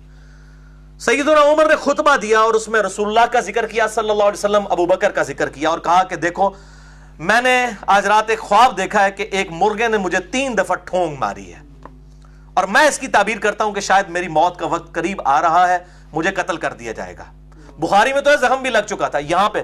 اور اگر مجھے کچھ ہو جائے تو دیکھنا خلافت کے امر کو ان 6 بندوں سے باہر نہ جانے دینا جن سے نبی صلی اللہ علیہ وسلم اپنی وفات تک راضی رہے: علی، عثمان، طلحہ، زبیر، عبد الرحمن بن عوف، سعد ابن ابی وقاص رضی اللہ عنہم اجمعین وعلیہم السلام. اس کا مطلب ہے کچھ سے پھر ناراض بھی ہوں گے اگر 6 سے وفات تک راضی رہے. یہ عشرہ مبشرہ والے تھے. ان میں سے خلیفہ چن لینا، اور اس کے بعد مجھے یہ خطرہ ہے کہ جن کو میں نے اسلام کی خاطر اپنے ہاتھوں سے مارا ہے، مار مار کے اسلام میں داخل کیا ہے، جن کو اسلام کی خاطر فتح مکہ پہ وہ لوگ معافی مانگ کے مسلمان ہو گئے، مجھے خطرہ ہے کہ یہ لوگ خلافت کے معاملے میں تان کریں گے. وہ کیا بھی ہے دیکھیں. اور اگر یہ ان 6 بندوں کے خلاف کھڑے ہو جائیں تو ان کے کفر اور گمراہی میں شک نہ کرنا. یہ مولا عمر کا فتویٰ ہے بھائی جی، یہ سعودی عرب دا فتویٰ نہیں جے، نہ ایران دا فتویٰ جے. ان کے کفر اور گمراہی میں شک نہ کرنا جو ان 6 بندوں کے خلاف کھڑے ہوں. ہم کہتے ہیں آپ خود آپ فیصلہ کریں. چلیں کفر کو آپ لغوی معنوں میں لے لیں، کفران نعمت، لیکن گمراہی کا تو اور ترجمہ کوئی نہیں ہو سکتا، ضلالہ کا تو ترجمہ ہی کچھ اور نہیں ہو سکتا. ٹھیک ہے، ہم پوچھتے ہیں ان 6 بندوں کے خلاف کھڑے ہونے والوں کو مولا عمر نے کہا ہے کہ گمراہ اور ان کے کفر میں شک نہ کرنا جو اس قسم کے اختلاف کریں گے. تو یہی آپ دیکھ لیں ادھر بھی کلیئر کٹ سیدنا علی بھی کہہ رہے ہیں کہ یہ اللہ کی منتخب کردہ شخصیات ہیں جن کو اصحاب بدر اور اصحاب شجرہ چنے. اگر یہ کوئی اس طرح کی حرکت کرو گے تو تلوار کے زور پہ تمہیں سیدھے راستے کے اوپر میں لے کے آؤں گا. بہرحال اس حوالے سے مولا علی علیہ السلام کی جو حقانیت ہے بخاری اور مسلم کی احادیث کی روشنی میں نے اس پہ ڈیٹیل لیکچر دیا ہے. خلافت و ملوکیت صحیح مسئلہ خروج اور فکر حسین حق پرستی کی علامت ہے، مسئلہ نمبر 101 اہل سنت پاک.com پہ. اور باقی یہ واقعہ کربلا کا حقیقی پس منظر 72 صحیح الاسناد احادیث کی روشنی میں، اس میں 150 روایتیں اب انشاءاللہ 200 ہو جائیں گی جو میں اب اور اس کا اگلا ورژن انشاءاللہ نکالنے لگوں. پھر انشاءاللہ معاملات بالکل کھل کر سامنے آ جائیں گے. یہاں پہ میں ایک بات خصوصاً اہل تشیع کے لیے کر دوں، اپنا اہل سنت کا مقدمہ میں ان کے سامنے رکھ دیتا ہوں کہ اہل تشیع بھائیوں سے بھی میری ریکویسٹ ہے کہ وہ اہل سنت کے بارے میں اس حوالے سے کوئی بدگمان نہ ہو. اہل سنت میں کوئی دوسری رائے نہیں ہے. ہم حضرت معاویہ ہوں، حضرت مغیرہ ابن شعبہ ہوں، حضرت عمر ابن عاص ہوں، حضرت بصر ہوں رضی اللہ عنہم اجمعین، ہم صرف ان کا اتنا دفاع کرتے ہیں کہ ان پہ لعنت نہ کریں. ان کے مرنے کے بعد وہ اللہ کے پاس جا چکے ہیں، اللہ جانے ان کا معاملہ. ہم صرف اتنا دفاع کرتے ہیں، باقی ان کی غلطیوں کا کوئی جھوٹا دفاع نہیں کرتے. ہم الحمدللہ ابو بکر، عمر، عثمان و علی اور حسن ابن علی ان 5 ہی کو خلفائے راشدین مانتے ہیں. ایون امام ابن تیمیہ نے منہاج السنہ میں لکھا کہ خلفائے راشدین 5 ہیں: ابو بکر، عمر، عثمان، علی اور حسن ابن علی. 6 مہینے ان کے بھی ڈال کے 30 سال پورے ہوتے ہیں. حافظ ابن کثیر نے آیت الاستخلاف سورہ نور آیت نمبر 55 کے کانٹیکسٹ میں تفسیر ابن کثیر میں، حافظ ابن کثیر المتوفی 774 ہجری، انہوں نے بھی لکھا ہے کہ یہ 12 خلفاء والی جو حدیث پیش کر کے تو یزید کو ان لوگوں کو بیچ میں ڈالتے ہیں، یہ 12 خلفاء نہیں 5 ہی ہیں کنزیکٹو. بعد میں 12ویں امام محمد مہدی ہیں، بیچ میں خلیفہ آئیں گے، ان میں سے ایک عمر بن عبدالعزیز ہے. انہوں نے نہ معاویہ کو نہ یزید ابن معاویہ کو خلفائے راشدین میں شامل ہی نہیں کیا، نہ ابن تیمیہ نے، نہ ان کے شاگرد امام ابن کثیر نے. تو یہ الحمدللہ کوئی دوسری رائے نہیں. ہم صرف کہتے ہیں کہ لعنت نہ کریں اور اس حوالے سے ذرا اصلاح کا دروازہ تاکہ کھلا رہے. اب آخری خطبہ اور اس کے بعد ایک مثال ہے بڑی انٹرسٹنگ، اور اس آخری خطبے کو ڈسکس کرنے سے پہلے ایک دفعہ درود شریف پڑھ لیجئے. اللہم صلی علی محمد وعلی آل محمد کما صلیت علی ابراہیم وعلی آل ابراہیم انک حمید مجید. اللہم بارک علی محمد وعلی آل محمد کما بارکت علی ابراہیم وعلی آل ابراہیم انک حمید مجید. بھائیو یہ یقین کریں مجھے یہ باتیں کرتے ہوئے بھی شرم آ رہی ہے کہ ہمارے علماء اور ذاکرین نے کس درجے تک احادیث کی کتابوں میں خیانت کی ہے، سنیوں نے بھی اور شیعوں نے بھی. اس میں سے میں آپ کو اب ایک ایک مثال دینے لگا ہوں، اس کے بعد آپ کے رونگٹے کھڑے ہو جائیں گے. اور اس کے بعد میں سمجھتا ہوں کہ یہ چیز ویڈیو ریکارڈنگ میں لا کے اہل سنت عوام کو میں نے سنیوں کے مولویوں پہ مسلط کر دیا، آپ سمجھ لیں، اور اہل تشیع عوام کو ان کے ذاکرین کے اوپر مسلط کر دیا، جو بھی کتمان حق کر رہے ہیں اور حق کو چھپا رہے ہیں۔ حجت الاسلام مفتی جعفر حسین صاحب کا جو اردو ترجمہ ہے نہج البلاغہ کا، پیج نمبر 617 اور خطبہ نمبر ہے 225، یہ میں ادھر سے پڑھنے لگوں۔ فرحان بھائی یہ والا پیج بھی ذرا ان کو دکھا دیجئے جو کارستانی ہوئی ہے، تاکہ ان کو یہ پتہ چل جائے کہ یہ کس لیول کے اندر جو ہے وہ بے ایمانی کی گئی ہے۔ یہ میرے بھائیوں، یہ خطبہ، یہ والا پیج فرحان بھائی، یہ خطبہ نمبر ہے 225، یہ ریڈ کلر سے آپ دیکھ رہے ہیں کہ میں نے انسرکل کیا ہوا ہے۔ فلاں فلاں کے بارے میں نہ نہیں لکھ دے، چھپا جاندے نے، فلاں، یہ فلاں پھر میں بتاتا ہوں فلاں کون تھا جس کے بارے میں مولا علی علیہ السلام نے تعریفی کلمات کہے اور انہوں نے چھپا لیے۔ اب یہ خطبہ میں آپ کو ورڈ بائی ورڈ یہ مفتی جعفر صاحب کا ترجمہ ہی پڑھ کے سناتا ہوں، یہ آپ ذرا سنیے۔ خطبہ نمبر ہے 225، پیج نمبر 617، اور اردو ترجمہ سنیں۔ فلاں شخص کی کارکردگی کی جزا اللہ ہی ان کو دے۔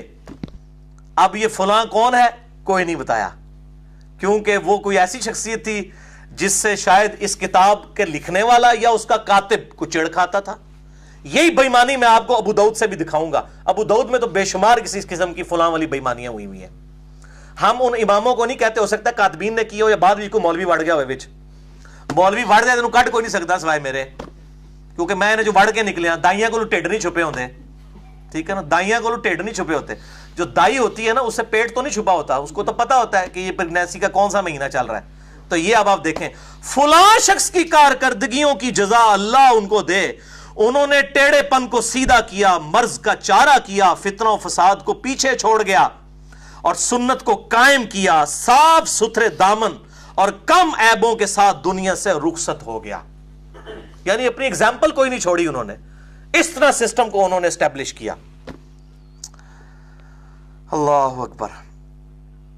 دنیا کی بھلائیوں کو پا لیا اور اس کی شر انگیزیوں سے آگے بڑھ گئے، اللہ کی اطاعت بھی کی اور اس کا پورا پورا خوف بھی رکھا، خود تو چلے گئے اور لوگوں کو ایسے متفرق راستوں پر چھوڑ گئے جن میں گم کردہ راہ راستہ نہیں پا سکتا۔ یعنی وہ خود تو ہستی چلی گئی، لیکن پیچھے اب ایسا معاملہ ہے کہ اس کے لیول کا کوئی بندہ نہیں ہے اور ہدایت یافتہ یقین تک نہیں پہنچ سکتا۔ یہ فلاں کون ہے جس کے لیے اتنے تعریفی کلمات؟ سیدنا عمر ابن خطاب رضی اللہ تعالیٰ عنہ وعلیہ السلام، اور میں یہ ثابت کرتا ہوں اسی میں سے۔ اور آپ حیران ہوں گے کہ یہ سیم خطبہ بخاری اور مسلم میں بھی موجود ہے۔ میں نے 72 احادیث والا جو واقعہ کربلا کا پس منظر ہے، اس میں یہ خطبہ ڈالا بھی ہوا ہے۔ آپ صلی اللہ علیہ وآلہ وسلم کے اس صحابی کی شان میں صحیح بخاری 3677، صحیح مسلم 6187 اور میرے ریسرچ پیپر پہ 4 نمبر، کہ سیدنا عمر کی میت رکھی ہوئی تھی اور وہاں پر عبداللہ ابن عباس کہتے ہیں ایک شخص پیچھے آیا اور اس نے وہ تعریفی کلمات کہے حضرت عمر کے لیے، اور اینڈ پہ کہتے ہیں جب میں نے مڑ کے دیکھا تھا وہ مولا علی تھے جو حضرت عمر کے لیے کلمات کہہ رہے تھے۔ اب وہ کلمات ایسے ہیں اور میری تو پھر حالت غیر ہو جاتی ہے، میں پھر اور طرف چل پڑوں گا، اس لیے میں اس کو چھوڑ رہا ہوں۔ میں نے اس خطبے کو سیدنا عمر کی شان میں جو مسئلہ 65 دیا ہے اس کے اندر اس خطبے کو بیان بھی کیا ہے۔ میں اس لیے بتا رہا ہوں کہ نہج البلاغہ میں جو الفاظ موجود ہیں یہ صحیح بخاری کے اندر بھی موجود ہیں، اور یہ جو انہوں نے کہا نا کہ وہ خود تو چلا گیا، جب تک وہ تھا معاملات جڑے ہوئے تھے، اب متفرق ہو گئے ہیں، یہ سیم الفاظ آپ صلی اللہ علیہ وسلم کے بھی ہیں۔ سیدنا عمر رضی اللہ تعالیٰ کے بارے میں بخاری اور مسلم دونوں میں، جو میرے ریسرچ پیپر پہ 5 نمبر ہے، صحیح بخاری میں 7096، صحیح مسلم میں 7268، آپ صلی اللہ علیہ وسلم نے فرمایا میری امت اور فتنوں کے درمیان ایک دروازہ ہے، جب اس دروازے کو توڑ دیا جائے گا میری امت پہ وہ فتنے ٹوٹ پڑیں گے جن کا وعدہ کیا گیا ہے، اور وہ دروازہ عمر ابن خطاب ہے۔ ابو بکر اور عمر کی خلافت محفوظہ ہے، سیدنا عثمان و علی کی خلافت ہے خلافت راشدہ ہے لیکن خلافت مفتونہ ہے، فتنوں والی ہے۔ سیدنا عمر کی شہادت بیسیکلی اسلام کی پیٹھ میں وہ چھرا تھا جو گھونپا گیا، اور مولا علی بھی یہاں پہ کہہ رہے ہیں کہ ایسے متفرق راستوں میں چھوڑ گئے کہ جن میں گم کردہ راہ راستہ نہیں پا سکتا اور ہدایت یافتہ یقین تک نہیں پہنچ سکتا. وہ کہتے ہیں جو راہ کی تلاش میں وہ راہ نہیں پا سک رہا, اور جو ہدایت یافتہ ہے اس کو بھی یقین نہیں آ رہا کہ اب اس معاملے کو کس طرح ٹیکل کیا جائے. وہی حضرت عثمان کے دور میں پھر ہوا. اب یہ الگ سے ایک باب ہے, میں اب وہ ساری احادیث سیدنا عثمان کی شہادت کے اسباب کے ہیں بخاری مسلم کے حوالے سے, اس میں انشاءاللہ ایڈ کرنے جا رہا ہوں. 8 پیجز اور بڑھ جائیں گے, 50 کے قریب روایتیں, پھر 200 روایتیں 72 کے ٹائٹل سے اس 5B ریسرچ پیپر میں انشاءاللہ ہو جائیں گی. اب یہ جو فلاں شخص یہ لکھا نا فلاں نہج البلاغہ, میرے بھائیوں نہج البلاغہ کی سب سے اتھینٹک شرح, جیسا کہ صحیح بخاری کی سب سے اتھینٹک شرح لکھی گئی ہے فتح الباری امام ابن حجر اسقلانی المتوفا 852 ہجری. نہج البلاغہ کی سب سے اتھینٹک شرح اہل سنت اہل تشیع دونوں کے ہاں, کیونکہ ایک نیوٹرل بندے نے لکھی تھی, وہ معتزلی عالم دین تھے, اور ان کا نام ہے امام ابو حامد عبد الحمید ابن ابی الحدید المتوفا 655 ہجری. ان کو شیعہ اور سنی دونوں ہی ادر کی نگاہ سے دیکھتے ہیں, کیونکہ نیوٹرل سے نا, سنی کے ہوتے تو شیعہ کہتے ہیں ایویں سی, شیعہ کے ہوتے تو سنی کہتے ہیں, تو یہ نیوٹرل بندہ تھا. اس نے بھی شرح لکھی ہے نہج البلاغہ کی, اور سب سے عرب اور عجم میں یہ سب سے زیادہ مشہور شرح ہے. مکتبۃ الشاملہ اہل تشیع کا بھی بنا ہے, عرب کے لوگوں نے یہ سنیوں کی کتابوں کا بھی بنایا اور شیعہ کے بھی, وہ میرے پاس ہے, اس میں بھی نہج البلاغہ کی یہ ساری شروحات رکھی ہوئی ہیں. اور اس میں یہ جو شخص تھا نا جی, اس کا بڑا ذاتی شغف تھا نہج البلاغہ کے ساتھ. اس کے پاس امام رضی شریف المتوفا 406 ہجری جنہوں نے نہج البلاغہ لکھی, مولا علی کے خطبات جمع کیے, ان کا کلمی نسخہ اس بندے کے پاس نہج البلاغہ کا تھا, ان کے ہاتھ کا لکھا ہوا. اور اس میں نا یہ فلاں جو ہے نا, فلاں کے ساتھ سٹیرک لگا کے, شاید انہوں نے تو اپنے عوام سے بچنے کے لیے تقیہ کیا ہو, سٹیرک لگا کے نا فٹ نوٹ پہ انہوں نے لکھا تھا کہ فلاں سے مراد عمر ابن خطاب ہے رضی اللہ تعالیٰ عنہ علیہ السلام. یہ میں اپنی طرف سے نہیں بتا رہا, جس نے نہج البلاغہ لکھی اس کے کلمی نسخے میں یہ چیز موجود ہے, کہ اس نے یہ انصاف کیا کہ تقیہ کر لیا لیکن ساتھ فٹ نوٹ پہ یہ لکھ بھی دیا کہ عمر ابن خطاب ہے, تاکہ اپنی عوام سے جان چھڑائی جا سکے. کوئی اگر پوچھے یہ کیا لکھ دیا, وہ کہے گا یار میں فلاں ہی لکھا ہے, اور اگر کوئی میرے جیسا فلانا ٹینگا پہنچ گیا فلاں, تو انہوں کہے گا یار تک نہ تھلے فٹ نوٹ ہی لکھ بھی دیتا نا یار, میں کچھ چھپایا تو نہیں, اٹھو مت بیٹھو پتہ ہی نہ چلے. تو یہ کام جو ہے وہ اس اعتبار سے کیا گیا, اور تسی بھی نہ خوش ہو وہ سنیو تو مولویوں نے اس تو بڑھ کے کام کیتے ہوئے نے. یہ تو ایک مثال ہے نا. اب میں آپ کو بتاتا ہوں کہ یہ والا جو فلاں والی مثالیں ابو داؤد کے اندر, اگر میں 5 گھنٹے کا لیکچر صرف سنن ابی داؤد سے فلان اور رجلن اس طرح کے الفاظ کے ساتھ صرف 5 گھنٹے اللہ نے میری زندگی کی, اگلے محرم الحرام میں یہ سارا چٹا بٹا انشاءاللہ کھولوں گا. ابھی تو یہ سورہ نور کی آیات کے اوپر آ رہا ہے نا. بہرحال میں آپ کو ایک مثال, اب میں نے کاؤنٹر تو کرنا ہے نا, سنیاں نو خوش کیتا ہے تو تھوڑا شیعہ نو بھی حق گل دسی وی, سنیاں دے گھر بھی ڈنڈا پھیر کے تانوں دسنا, اسی تے بھائی نیوٹرل بندے ہیں. اے فلاں علی یہ بیماری, یہ میں اس کو کہتا ہوں یہ روحانی بیماری بلکہ شیطانی بیماری اہل سنت کے ہاں بھی پائی جاتی ہے. اور یہ مثال اب آپ سنیے کتمان حق کی, اور میں یہاں پہ وہ آیت بھی کوٹ کر دوں, سورہ البقرہ کی آیت نمبر 159 ہے, جو لوگ حق چھپاتے ہیں ان پہ اللہ کی لعنت, اللہ کے فرشتوں کی لعنت, اور تمام لعنت کرنے والوں کی لعنت جو حق بات کو چھپاتے ہیں جب تک کہ وہ توبہ کر کے اپنی اصلاح نہ کر لیں.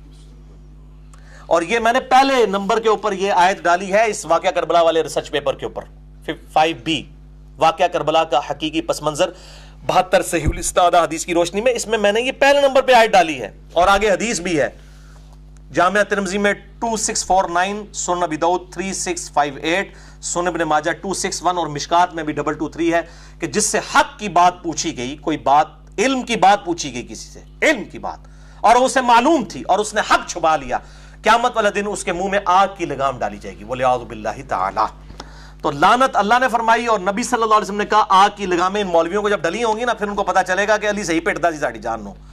اب آپ سنیے کہ یہ سنن ابی داؤد میں فلاں فلاں, یہ فلاں فلاں, یہ پہلے تو سنن ابی داؤد دارالاسلام کی یہ کلوز کریں جی فرحان بھائی, یہ دارالاسلام کی میرے پرا میں کار کو نیچے چھاپی, مکتبۃ الشاملہ میں بھی فلاں فلاں کو ملے گا, اس میں بھی ملے گا. اور جب ہم یہ فلاں نکالنا شروع کرتے ہیں, سانو اللہ کہتے ہیں تسی فلانے ٹنگے ہو, ہن تانوں دسنا ہے کہ ایک کے کم ہویا ہے किताबां कातबीन ने किया। मैं नहीं कहता इमाम अबू दाऊद ने किया, अल-मुतवफ़ा 275 हिजरी, मैं कहता हूं कातबीन ने किया होगा। बहरल ये फुला फुला। अब मैं इसमें से आपको पेज बताने लगा हूं। हदीस है ये, फरहान भाई जरा रेड कलर का जरा है ये वाला पेज आप हाईलाइट करें। ये सुनन नबी दाऊद में हदीस नंबर है 4648 इंटरनेशनल नंबरिंग के मुताबिक। इसके अंदर आप देखेंगे ये फुला लफ्ज, ये मैंने अंडरलाइन किया हुआ है। जब फुला शख्स फुला को मिलने कूफे आया तो उसने फुला को खड़ा किया और उसने अली के बारे में ये कहा, अली पे लानत करवाई, नाउज़ बिल्लाह। ये दो फुला हैं, ये मैं तुम लब के दसना है केड़े फलाने ने। ये दो फुला कौन है? फुला नंबर 1, फुला नंबर 2। ये सुनन नबी दाऊद में 4648 नंबर हदीस है, 4648। ये आपने देख लीजिए। अब आप जरा देखिए मेरे भाइयों, मैं अब आपको ये पढ़ के बता। और ये हदीस ये ना समझिएगा ये हदीस कोई ज़ईफ हदीस है। इस हदीस को दौरे हाजिर में चारों बड़े बड़े मुहक्किकीन, जिनसे बड़ा कोई मुहक्किक नहीं है, हदीस की फील्ड का इमाम और सुन्नियत का इससे बड़ा कोई ठेकेदार भी नहीं है। नंबर 1 शेख नासरुद्दीन अलबानी, मुहद्दिस आजम सऊदिया, जो रहे फिर वहां से निकाल दिया गया उनको, अल-मुतवफ़ा 1420 हिजरी। नंबर 2 शेख जुबैर लिज़ई रहमहुल्लाह ताला, अल-मुतवफ़ा 1435 हिजरी। नंबर 3 शेख शुएब आरनौत, ये भी अरब के स्कॉलर हैं, अल-मुतवफ़ा 1438 हिजरी, वो अभी फौत हुए हैं। और नंबर 4 शेख गुलाम मुस्तफ़ा ज़हीर साहब हाफिज़हुल्लाह ताला, वो तो मुझे गालियां निकालते हैं लेकिन मैं इल्म की कदर करता हूं। उन्होंने भी, तुम भी कह दो हाफिज़हुल्लाह ताला, अल्लाह ताला उनकी हिफाजत करे शयातीन के शर से, मिनल जिन्नति वन्नास। उन्होंने भी इस हदीस को सही कहा और अल्हम्दुलिल्लाह कितमान हक वाले मामले में अल्लाह ताला ने इस हवाले से महफूज किया। बाकी मामलात में भी अल्लाह ताला उनको हदायत दे, हम तो दुआई उनके लिए कर सकते हैं। तो उन चारों ने इस हदीस को सही कहा हुआ है। और मैं पहले अबू दाऊद में से आपको अल्फाज पढ़ के बताता हूं अरबी नुस्खे के। लम्मा कदिमा फुलानुन इलल कूफा, जब फुला शख्स कूफे में आया, अकामा फुलानुन, तो उसने फुला को खड़ा किया, खतीबन, खतीब की हैसियत से, स्पासनामा पढ़ने के लिए। फ़अख़ज़ बियदी सईद इब्न ज़ैद, तो वो ताबी कहते हैं सईद इब्न ज़ैद जो सैयदना उमर के बहनोई और अशरा मुबशरा में से थे, उन्होंने मेरा हाथ पकड़ा और कहा, अला तरा इला हाज़ा ज़ालिम, तो इस जालिम शख्स को नहीं देख रहा? ये कहते हैं जी, ये अपनी तरफ से कहता है जालिम मुगीरा, जालिम मुगीरा। मैं तुहानू दसना वा, ए भाई जी सईद इब्न ज़ैद ने क्या होया जालिम, जबकि मैं गवाही देता हूं कि सैयदना अली जो है वो जन्नती हैं, 9 बंदे जन्नती, और अगर मैं 10वें का भी नाम लूं तो मैं गुनाहगार नहीं होऊंगा। 9 बंदों के बारे में आप सल्लल्लाहु अलैहि वसल्लम ने एक मजलिस में फरमाया था, अबू बकर फिल जन्ना, उमर फिल जन्ना, उस्मान फिल जन्ना, अली फिल जन्ना, Talha, Zubair, Abdurrahman bin of, साद इब्न अबी वक़ास रज़ियल्लाहु अन्हुम अजमईन व अलैहिमुस्सलाम, ये सब के सब लोग जन्नत में। और अगर चाहूं तो मैं 10वें का नाम भी बता दूं कि वो भी जन्नत में। फिर खामोश हो गए। उन्होंने पूछा 10वें का बताएं। उनका 10वां शख्स मैं हूं, जिसके बारे में नबी सल्लल्लाहु अलैहि वसल्लम ने फरमाया था, सईद इब्न ज़ैद, शुरू के मुसलमानों में से। सैयदना उमर का बहनोई उनसे भी पहले मुसलमान हुआ और सैयदना उमर की मारें खानी पड़ी इनको, सईद इब्न ज़ैद। अब वो शख्स का फतवा, ये को मेरा फतवा नहीं है। इस जालिम शख्स को देखो। अब ये जालिम कौन है, ये फुला फुला कौन है। अब ये अल्हम्दुलिल्लाह जो मैंने कहा ना कि ये हक बात छुपती नहीं है, अल्लाह का शुक्र है, अल्लाह ताला ने इस बात को जाहिर फरमाया। सेम मिनवन 8 रावी हैं इस हदीस में, अबू दाऊद में 4648 में 8 के 8 वही रावी हैं एक और किताब के अंदर, वो है सुनन निसाई अल कुबरा। कोई सनद का भी फर्क नहीं है, 100% सनद वही है। और वहां दोनों फलां के नाम भी हैं कि फलां नंबर 1 कौन है और फलां नंबर 2 कौन है। इमाम निसाई ने नहीं, तो इमाम निसाई फिर शहीद भी कर दिता गया ना, इस तरह बंदा कितने बचता है। इमाम निसाई ने चट्टा बट्टा खोल दिया सुनन निसाई अल कुबरा के अंदर। सुनन नसाई अल कुबरा मेरे भाइयों वो किताब है जो इमाम नसाई ने लिखी, अल मुतवफ़ा 303 हिजरी, अहमद बिन शुएब नसाई, अल मुतवफ़ा 303 हिजरी, 11,770 अहादीस का मजमुआ, सुनन नसाई अल कुबरा। फिर उनके शागिर्द ने इस किताब को मुख्तसर किया तलखीस के साथ। उनके शागिर्द थे इमाम अहमद बिन मोहम्मद इब्न सुन्नी, अल मुतवफ़ा 364 हिजरी 364। उन्होंने इसकी तलखीस की और 5,761 अहादीस जमा की, जो हमारी सुनन नसाई कुतुब सित्ता में है। बुखारी मुस्लिम के बाद सबसे ऑथेंटिक किताब है, सबसे कम अहादीस ज़ईफ इस किताब में है। ये उसी सुनन नसाई अल कुबरा में से निकली हुई है, जिसमें ओरिजिनली 11,770 अहादीस थी। उसी सुनन नसाई अल कुबरा का चैप्टर है अमलुल यौम वल लैला, उसी का एक चैप्टर है वफातुन नबी, जिसपे मैंने अभी 163 मसला जो रिकॉर्ड करवाया था रबीउल अव्वल में, उसी का एक चैप्टर है फजाइल कुरान, और उसी का एक चैप्टर है खसाइस अली, जिसमें 194 अहादीस हैं।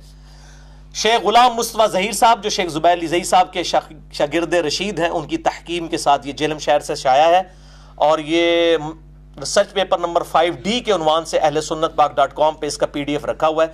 खसाइस अली, दिमश्क में जब गए इमाम नसाई सैयदना अली के बारे में बुक्स पाया जाता था, 194 अहादीस उन्होंने सैयदना अली के फजाइल पे खसाइस अली जमा की। ये उसी सुनन नसाई अल कुबरा का चैप्टर है, जिसकी वजह से इमाम नसाई की शहादत भी हुई। तमाम मुहद्दिसीन ने इसे नकल किया है बिल इजमा।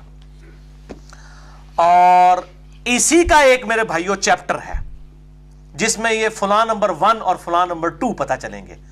ये भी छप चुका है उर्दू जुबान में, हर शय पाई साढ़े कोल।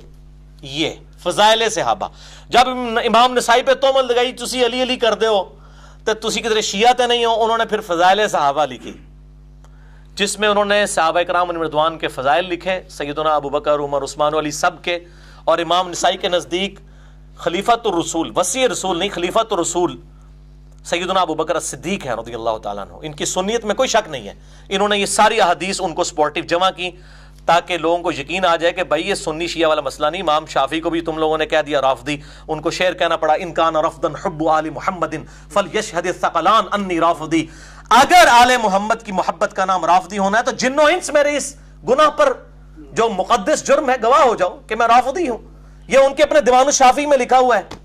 इमाम शाफी से बड़ा कोई सुन्नी इमाम नहीं है। अहमद बिन हंबल तो शागिर्द हैं इनके, जिनसे वाले मुशाजरात के लाके बताते हैं। इन्होंने तो इमाम शाफी को नहीं छोड़ा, उनको राफदी कह दिया, उनको ये शेर कहना पड़ा। तो बहरहाल ये वो किताब है फजाइल सहाबा, ये उसी का चैप्टर है सुनन नसाई अल कुबरा का। ये उर्दू में, इसका अभी तक PDF अवेलेबल नहीं है, इंशाल्लाह हम चढ़ा देंगे अपनी वेबसाइट अहले सुन्नत पाक.com के ऊपर इसका PDF भी। और ये किताबें जितनी है ना जी, इसके अब ये देखें, इस किताब में भी पहले 106 सफ़े मौलवी तर्जमा करने वाले ने अपना विच काम पाया है। भाई किताब 106 सफ़े के बाद शुरू होती है, सिर्फ इसलिए अब इसमें लिखा है हजरत मुआविया की मजलूम शख्सियत। फिर वो कहते हैं इमाम नसाई ने इतने चैप्टर बांधे हैं, हजरत मुआविया की फजीलत ही नहीं ली है, चूंकि वो सही नहीं समझते थे। असी तो फिर जड़ी इधर उधर कट्ठियां करके दस देने हैं। मैंने फजाइल मुआविया पे लेक्चर दिया, आप देख लें, 116 अगर हजम होता है किसी को अहले सुन्नत की किताबों से। तो इसमें ये तो मैं वो पेजेस नहीं करूंगा जहां से शुरू होती है ना किताब, वहां से ये 107 नंबर पेज से शुरू करूंगा इसे। तो ये किताबें पढ़ते हुए ख्याल रखा करें कि मौलवी ने बीच बढ़ा हुए, जितना इमाम ने लिखा है उसी नू तुसी पढ़ो। ये सुनन नसाई अल कुबरा का चैप्टर है फजाइल सहाबा, इसमें आपको फलां फलां पता चल जाएगा। सुनन नसाई अल कुबरा में इंटरनेशनल नंबरिंग के मुताबिक 8,208 नंबर हदीस है, जो कि इस किताब में, चूंकि ये उसी में से चैप्टर निकाला गया है, और इसमें टोटल अहादीस है 284। इसमें उसका नंबर है 104। ये जरा पेज करीब करें जी फरहान भाई, जरा दिखाइए इनको, अब आपको पता चलेगा। अंडरलाइन मैंने किया, ये फलां कौन है, इमाम नसाई ने खोल के बताया, और नीचे हुक्म भी लगा हुआ है इसके ऊपर कि ये हदीस जो है वो सही भी है। ये वाला पेज जी, इसमें आपको पता चल जाएगा फलां नंबर 1 कौन है और फलां नंबर 2 कौन है। आप इसको पढ़ेंगे तो मैं अभी पढ़ के आपको अरबी भी बताता हूं और उर्दू में बताता हूं। इमाम नसाई ने वो खोल दिया ये कौन है, और इस हदीस के ऊपर जो हुक्म लगा हुआ है ना जी, इस्नादुहु हसन। और ये भी अगला पेज भी दिखा दें, ये वाला मैंने इस पे सुनन नसाई अल कुबरा का नंबर भी लिख दिया ताकि आसानी हो, और इस पे हसन का हुक्म भी, और साथ ये तखरीज भी हुई है कि ये हदीस मुस्नद अहमद में भी बाकी किताबों के अंदर भी मौजूद है। ये शेख गुलाम मुस्तफा ज़हीर साहब ने शेख ज़ुबैर अली ज़हीर साहब के उसूलों के मुताबिक, चूंकि वो उनके शागिर्द हैं, इसको लिखा है। अब मैं आपको ये अरबी पढ़ के सुनाता हूँ कि ये कौन था। वहां था ना, लम्मा अदिमा फुलानुन الی الکوفہ، یہاں ہے لما قدم معاویۃ الکوفہ، جب معاویہ کوفہ آئے، اقام مغیرۃ ابن شعبہ، تو انہوں نے مغیرہ ابن شعبہ کو کھڑا کیا، خطباء یتناولون علیہ، تو مغیرہ ابن شعبہ ظاہر ہے وہ ان کے اسسٹنٹ تھے، گورنر تھے ان کی طرف سے، انہوں نے آگے خطباء مقرر کر دیے، بندے انہوں نے مقرر کیے، کہتے ہیں جی خود نہیں کیے، وہ پرویز مشرف بھی لال مسجد میں خود تو نہیں گیا تھا، کروایا تو اسی نے تھا نا، ٹھیک ہے نا، یہ ملنے کے لیے سپاس نامے جس کی شان میں پڑھے جا رہے ہیں وہ کون سے ہیں؟ اس میں آپ کو بتاؤں کئی روایتیں ایسی ہیں جو میں نے ابھی تک 5B میں نہیں ڈالی تھی، اگلی پرنٹنگ میں انشاءاللہ ڈالنے لگا ہوں 5B کے اندر، اس کے اندر واقعہ کربلا کا حقیقی پس منظر 72 صحیح الاسناد احادیث کی روشنی میں، اس میں میں سب و شتم والی کئی روایتیں ڈالی ہوئی ہیں، اور اس میں سے ملی ہیں جس میں بائی نیم حکم لگے ہوئے ہیں، مغیرہ ابن شعبہ رضی اللہ تعالیٰ عنہ نے باقاعدہ سیدنا علی کے اوپر خود لعنت کی ہے، لعنت کے الفاظ موجود ہیں، اور بلکہ لوگوں کو حکم دیا ہے کہ علی پر لعنت کرو، اور سعید ابن زید وہاں پہ بھی کھڑے ہوئے، کم از کم 4 مزید روایتیں ابھی تک اس پمفلٹ میں نہیں تھی جو میں اس میں سے انشاءاللہ تعالی اگلی پرنٹنگ میں 5B وہ عربی میں نے ڈال کے اپلوڈ کر دی ہیں، اور انشاءاللہ تعالی یہ آپ اس کو پڑھ بھی سکیں گے اردو میں جب آ جائے گا۔ تو جب معاویہ کوفہ آئے تو مغیرہ ابن شعبہ کو انہوں نے کھڑا کیا، انہوں نے آگے خطباء مقرر کیے اور سیدنا علی کے اوپر، اور وہ وہاں پر پھر وہ کہتے ہیں سعید ابن زید، الم ترى هذا الظالم الذي يأمر بلعن رجل من اہل الجنہ، اس ظالم کو نہیں تو دیکھتا کہ یہ اس شخص کے اوپر لعنت کروا رہا ہے کہ جو اہل جنت میں سے ہے۔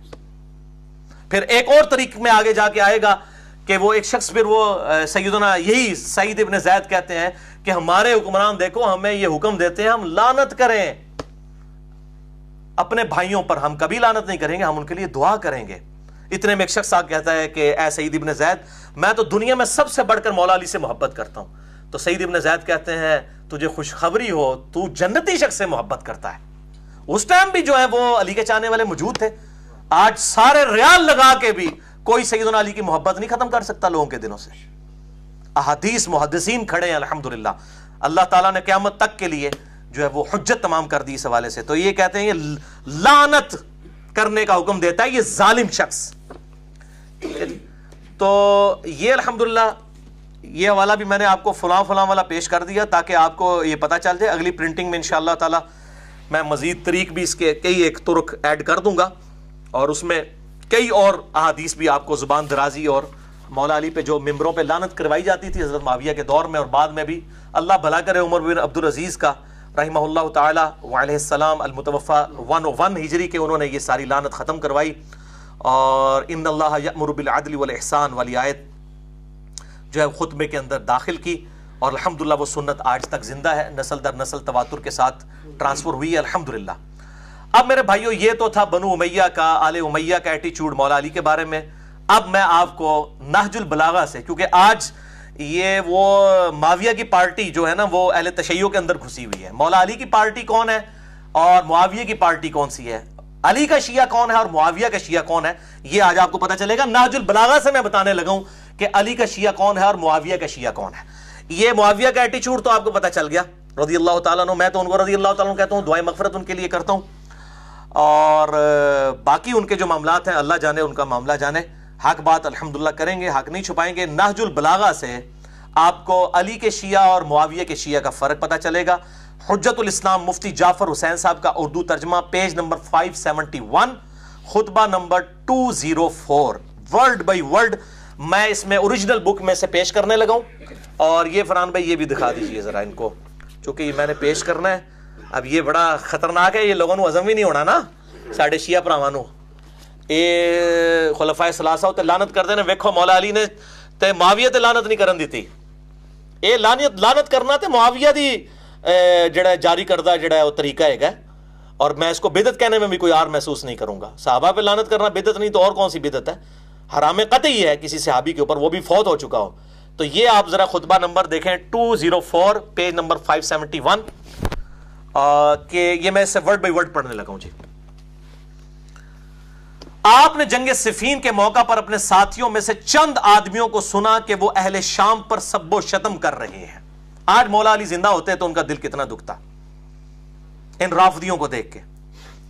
تو مولا علی کیا کہہ رہے ہیں؟ میں کہتا ہوں جی سیم وہ باتیں ہیں جو ہم کرتے ہیں، میں نے یہ پہلے نہیں پڑھی ہوئی تھی، اب میں آپ کو سناتا ہوں. میں تمہارے لیے اس چیز کو پسند نہیں کرتا کہ تم گالیاں دینے لگو. علی کا شیعہ کون ہے دیکھیں، ایک طرف معاویہ اور مغیرہ ہیں، مولا علی پہ مرنے کے بعد بھی لعنت کروا رہے ہیں، اور یہاں پر زندگی میں بھی نہیں کرنے دے رہے، حالانکہ جنگ کے لیے صفین پہ پہنچے ہوئے ہیں. ورنہ تو خوش ہوتے، ٹھیک ہے اور گالاں کڈو بھائی، morال بلند کرو. میں تمہارے لیے اس چیز کو پسند نہیں کرتا کہ تم گالیاں دینے لگو، اگر تم ان کے کرتوت کھولو اور ان کے صحیح حالات پیش کرو تو یہ ٹھکانے کی بات ہے. وہ کہتے ہیں نا علمی طریقے سے غلطی واضح کریں، کرتوت کھولو، علمی جو ہم کہتے ہیں نا علمی طریقے سے واضح کریں، یہ تلوار کے زور کے اوپر دھونس کے اوپر نہیں، علمی طریقے سے غلطی. اگر تم ان کے کرتوت کھولو اور ان کے صحیح حالات پیش کرو تو یہ ایک ٹھکانے کی بات ہے، اور عذر تمام کرنے کا صحیح طریقہ کار یہی ہوگا کہ علمی طریقے سے بتاؤ کہ معاویہ نے یہ کیا ہے. اصحاب بدر اور اصحاب شجر، 80 اصحاب بدر میں سے جنگ صفین میں شہید ہوئے ہیں مولا علی کے ساتھی. اور عمار ابن Yasir top of the list, جس کے بارے میں بخاری میں حدیث ہے 2812 2812. عمار کو ایک باغی جماعت قتل کرے گی، عمار ان کو جنت اور اللہ کی طرف بلائے گا، اور وہ جماعت دوزخ کی طرف بلانے والی جماعت ہوگی. دوزخ کے الفاظ ہیں، آگ کے. علی کی پارٹی کو حضور صلی اللہ علیہ وسلم نے فرمایا جنتی، اور مخالفین کو کہا دوزخ کی طرف بلانے والی. عمار ابن یاسر. مسئلہ نمبر 101 دیکھ لیں، میں نے اس میں یہ روایتیں بیان کی ہیں. اب یہ دیکھ رہے کہتے ہیں کہ صحیح طریقے سے حالات پیش کرو، علمی طریقے سے. تم گالم گلوچ کی بجائے یہ کہو کہ خدایا ہمارا بھی خون محفوظ رکھ اور ان کا بھی کر. اوئے ہوئے ہوئے، بڑی بات ہے. یہ مولا علی کا ہی حوصلہ ہو سکتا ہے جس کی تربیت نبی صلی اللہ علیہ وآلہ وسلم نے کی ہے. کدھر ایک صوبے کا چھوٹا سا گورنر اور کدھر 3 براعظموں کا بادشاہ خلیفہ راشد علی ابن ابی طالب 2 منٹ میں مسل کے، اور جنگ ہار بھی گئے معاویہ، پھر قرآن نیزوں پہ اٹھا لیے اپنے جان بخشی کے لیے. ظاہر ہے جی ایک چھوٹے سے شہر کا گورنر، چھوٹے سے صوبے کا گورنر 3 براعظموں میں پھیلی ہوئی خلافت کا کیسے مقابلہ کر سکتا تھا؟ سب کے سب لوگ مولا علی کے ساتھ تھے سوائے اس ایک گورنر کے. تو پھر بھی وہ کہہ رہے ہیں کہ دعا کرو کہ یہ جنگ ٹل ہی جائے. میں نہیں چاہتا. دوسری طرف بھی میرے بھائی ہیں، جنگ جمل میں عثمان بن طلحہ کی لاش آئی سامنے، نہج البلاغہ پڑھ لیں، مصنف ابن ابی شیبہ پڑھ کے دیکھ لیں، مولا علی خود گریہ کر رہے ہیں اس کے اوپر، حالانکہ مخالفت میں لڑنے کے لیے آیا عثمان بن طلحہ کا بیٹا، اور جب لاش دیکھی تو رونا شروع کر دیا. تو مولا علی کے دکھ کو کون سمجھ سکتا ہے؟ مخالفین کے اوپر بھی خود رو رہے ہیں کہ وہ بھی میرے بھائی تھے، ان کو ورغلایا گیا. تو یہ دعا کرو خدایا ان کا بھی خون محفوظ کر اور ہمارا بھی، اور ہمارے ان کے درمیان اصلاح کی کوئی صورت پیدا کر، اور انہیں گمراہی سے ہدایت کی طرف لا تاکہ حق سے بے خبر حق کو پہچان لیں، اور گمراہی اور سرکشی کے شیدائی اس سے اپنا رخ موڑ لیں. لیکن جب بندہ ہٹ درمی پہ اترا اس کا تو کوئی علاج نہیں ہے. والذین جاہدوا فینا لنہدینہم سبلنا، جو لوگ ہماری راہ میں کوشش کریں گے ان کے لیے راہیں کھلیں گی. اب یہ آپ دیکھ لیں مولا علی کا یہ ایٹیچیوڈ ہے، اور لعنت سے روک دیا.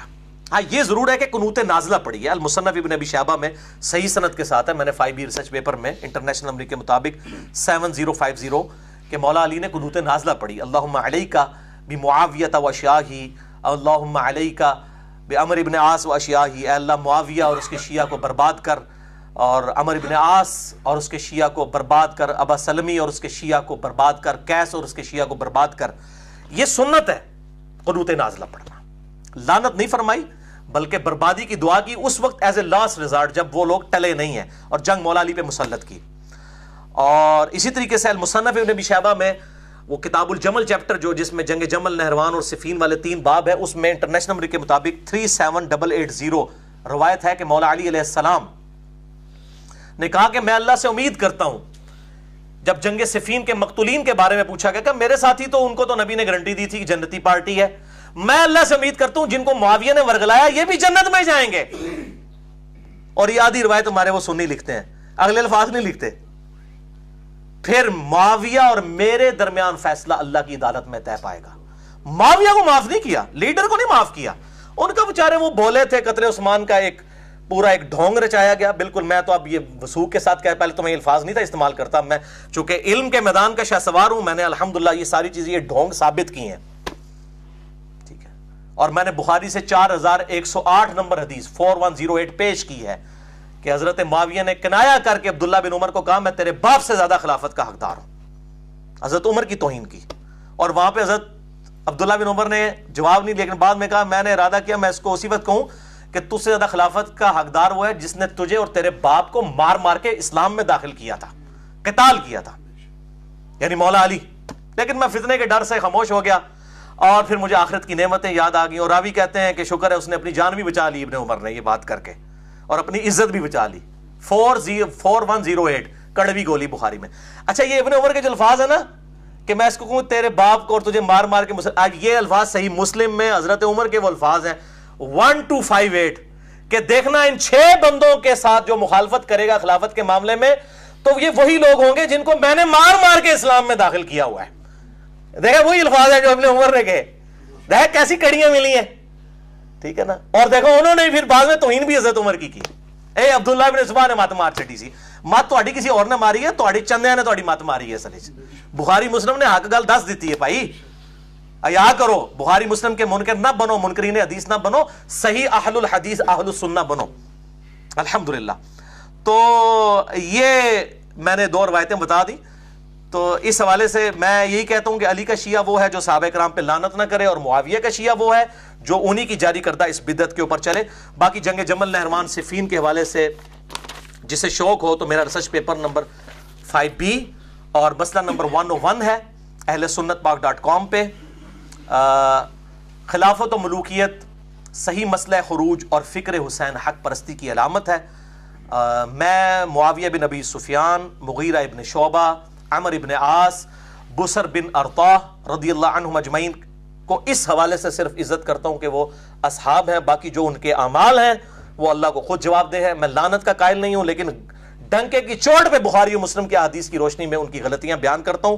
جو غلطیاں الحمدللہ میں نے نہیں ہے، نبی صلی اللہ علیہ وسلم نے پہلی پریڈکشن کی تھی کہ انہوں نے امت کم پانا ہے. یہ میں نے نہیں بیان کی ہے، نبی صلی اللہ علیہ وسلم اور میں عمار کو باغی جماعت قتل کرے گی، وہ اللہ کی طرف بلائے گا، وہ دوزخ کی طرف بلائے گی. صحیح بخاری 2812 یہ نبی صلی اللہ علیہ وسلم کو کوئی ٹیچ کرنا چاہتا ہے؟ Are you want to teach your profit کہ تم نے کیوں یہ نعوذ باللہ من ذالک گستاخی کی ہے اصحاب کی، یہ بات کہہ کے کہ باغی جماعت دوزخ کی طرف بلانے والی.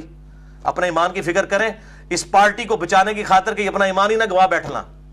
نبی کے ساتھ دشمنی نہ لو اور نبی کے ساتھ ٹکر نہ لو، اللہ کا عذاب آ جائے گا ولیعوذ باللہ تعالی. اور دوسرا لیکچر ہے مسئلہ نمبر 102 فضائل حسین اور یزید کے برے کرتوتوں کے جھوٹے دفاع کے علمی جوابات. یہ 2 لیکچر ہیں اور میرا ریسرچ پیپر نمبر 5B ہے. انشاءاللہ باقی گفتگو ہم اگلے لیکچر میں کریں گے اہل سنت کے حوالوں کے اعتبار سے، اور اس میں پھر آپ کو کئی ایک ٹروتھ اور انشاءاللہ رویل ہوں گے انشاءاللہ تعالی. اللہ تعالیٰ سے دعا ہے جو حق بات میں نے کہی اللہ تعالیٰ ہمارے دلوں میں راسخ فرمائے. اگر جذبات میں میرے منہ سے کوئی غلط بات نکل گئی تو اللہ تعالیٰ ہمارے دلوں سے معاف کر دے، ہمیں کتاب و سنت کی تعلیمات پر عمل کر کے دوسرے بھائیوں تک پہنچانے کی توفیق عطا فرمائے. سبحانک اللہم و بحمدک اشہد ان لا الہ الا انت استغفرک و اتوب الیک وما علینا الا البلاغ المبین. جزاکم اللہ خیرا.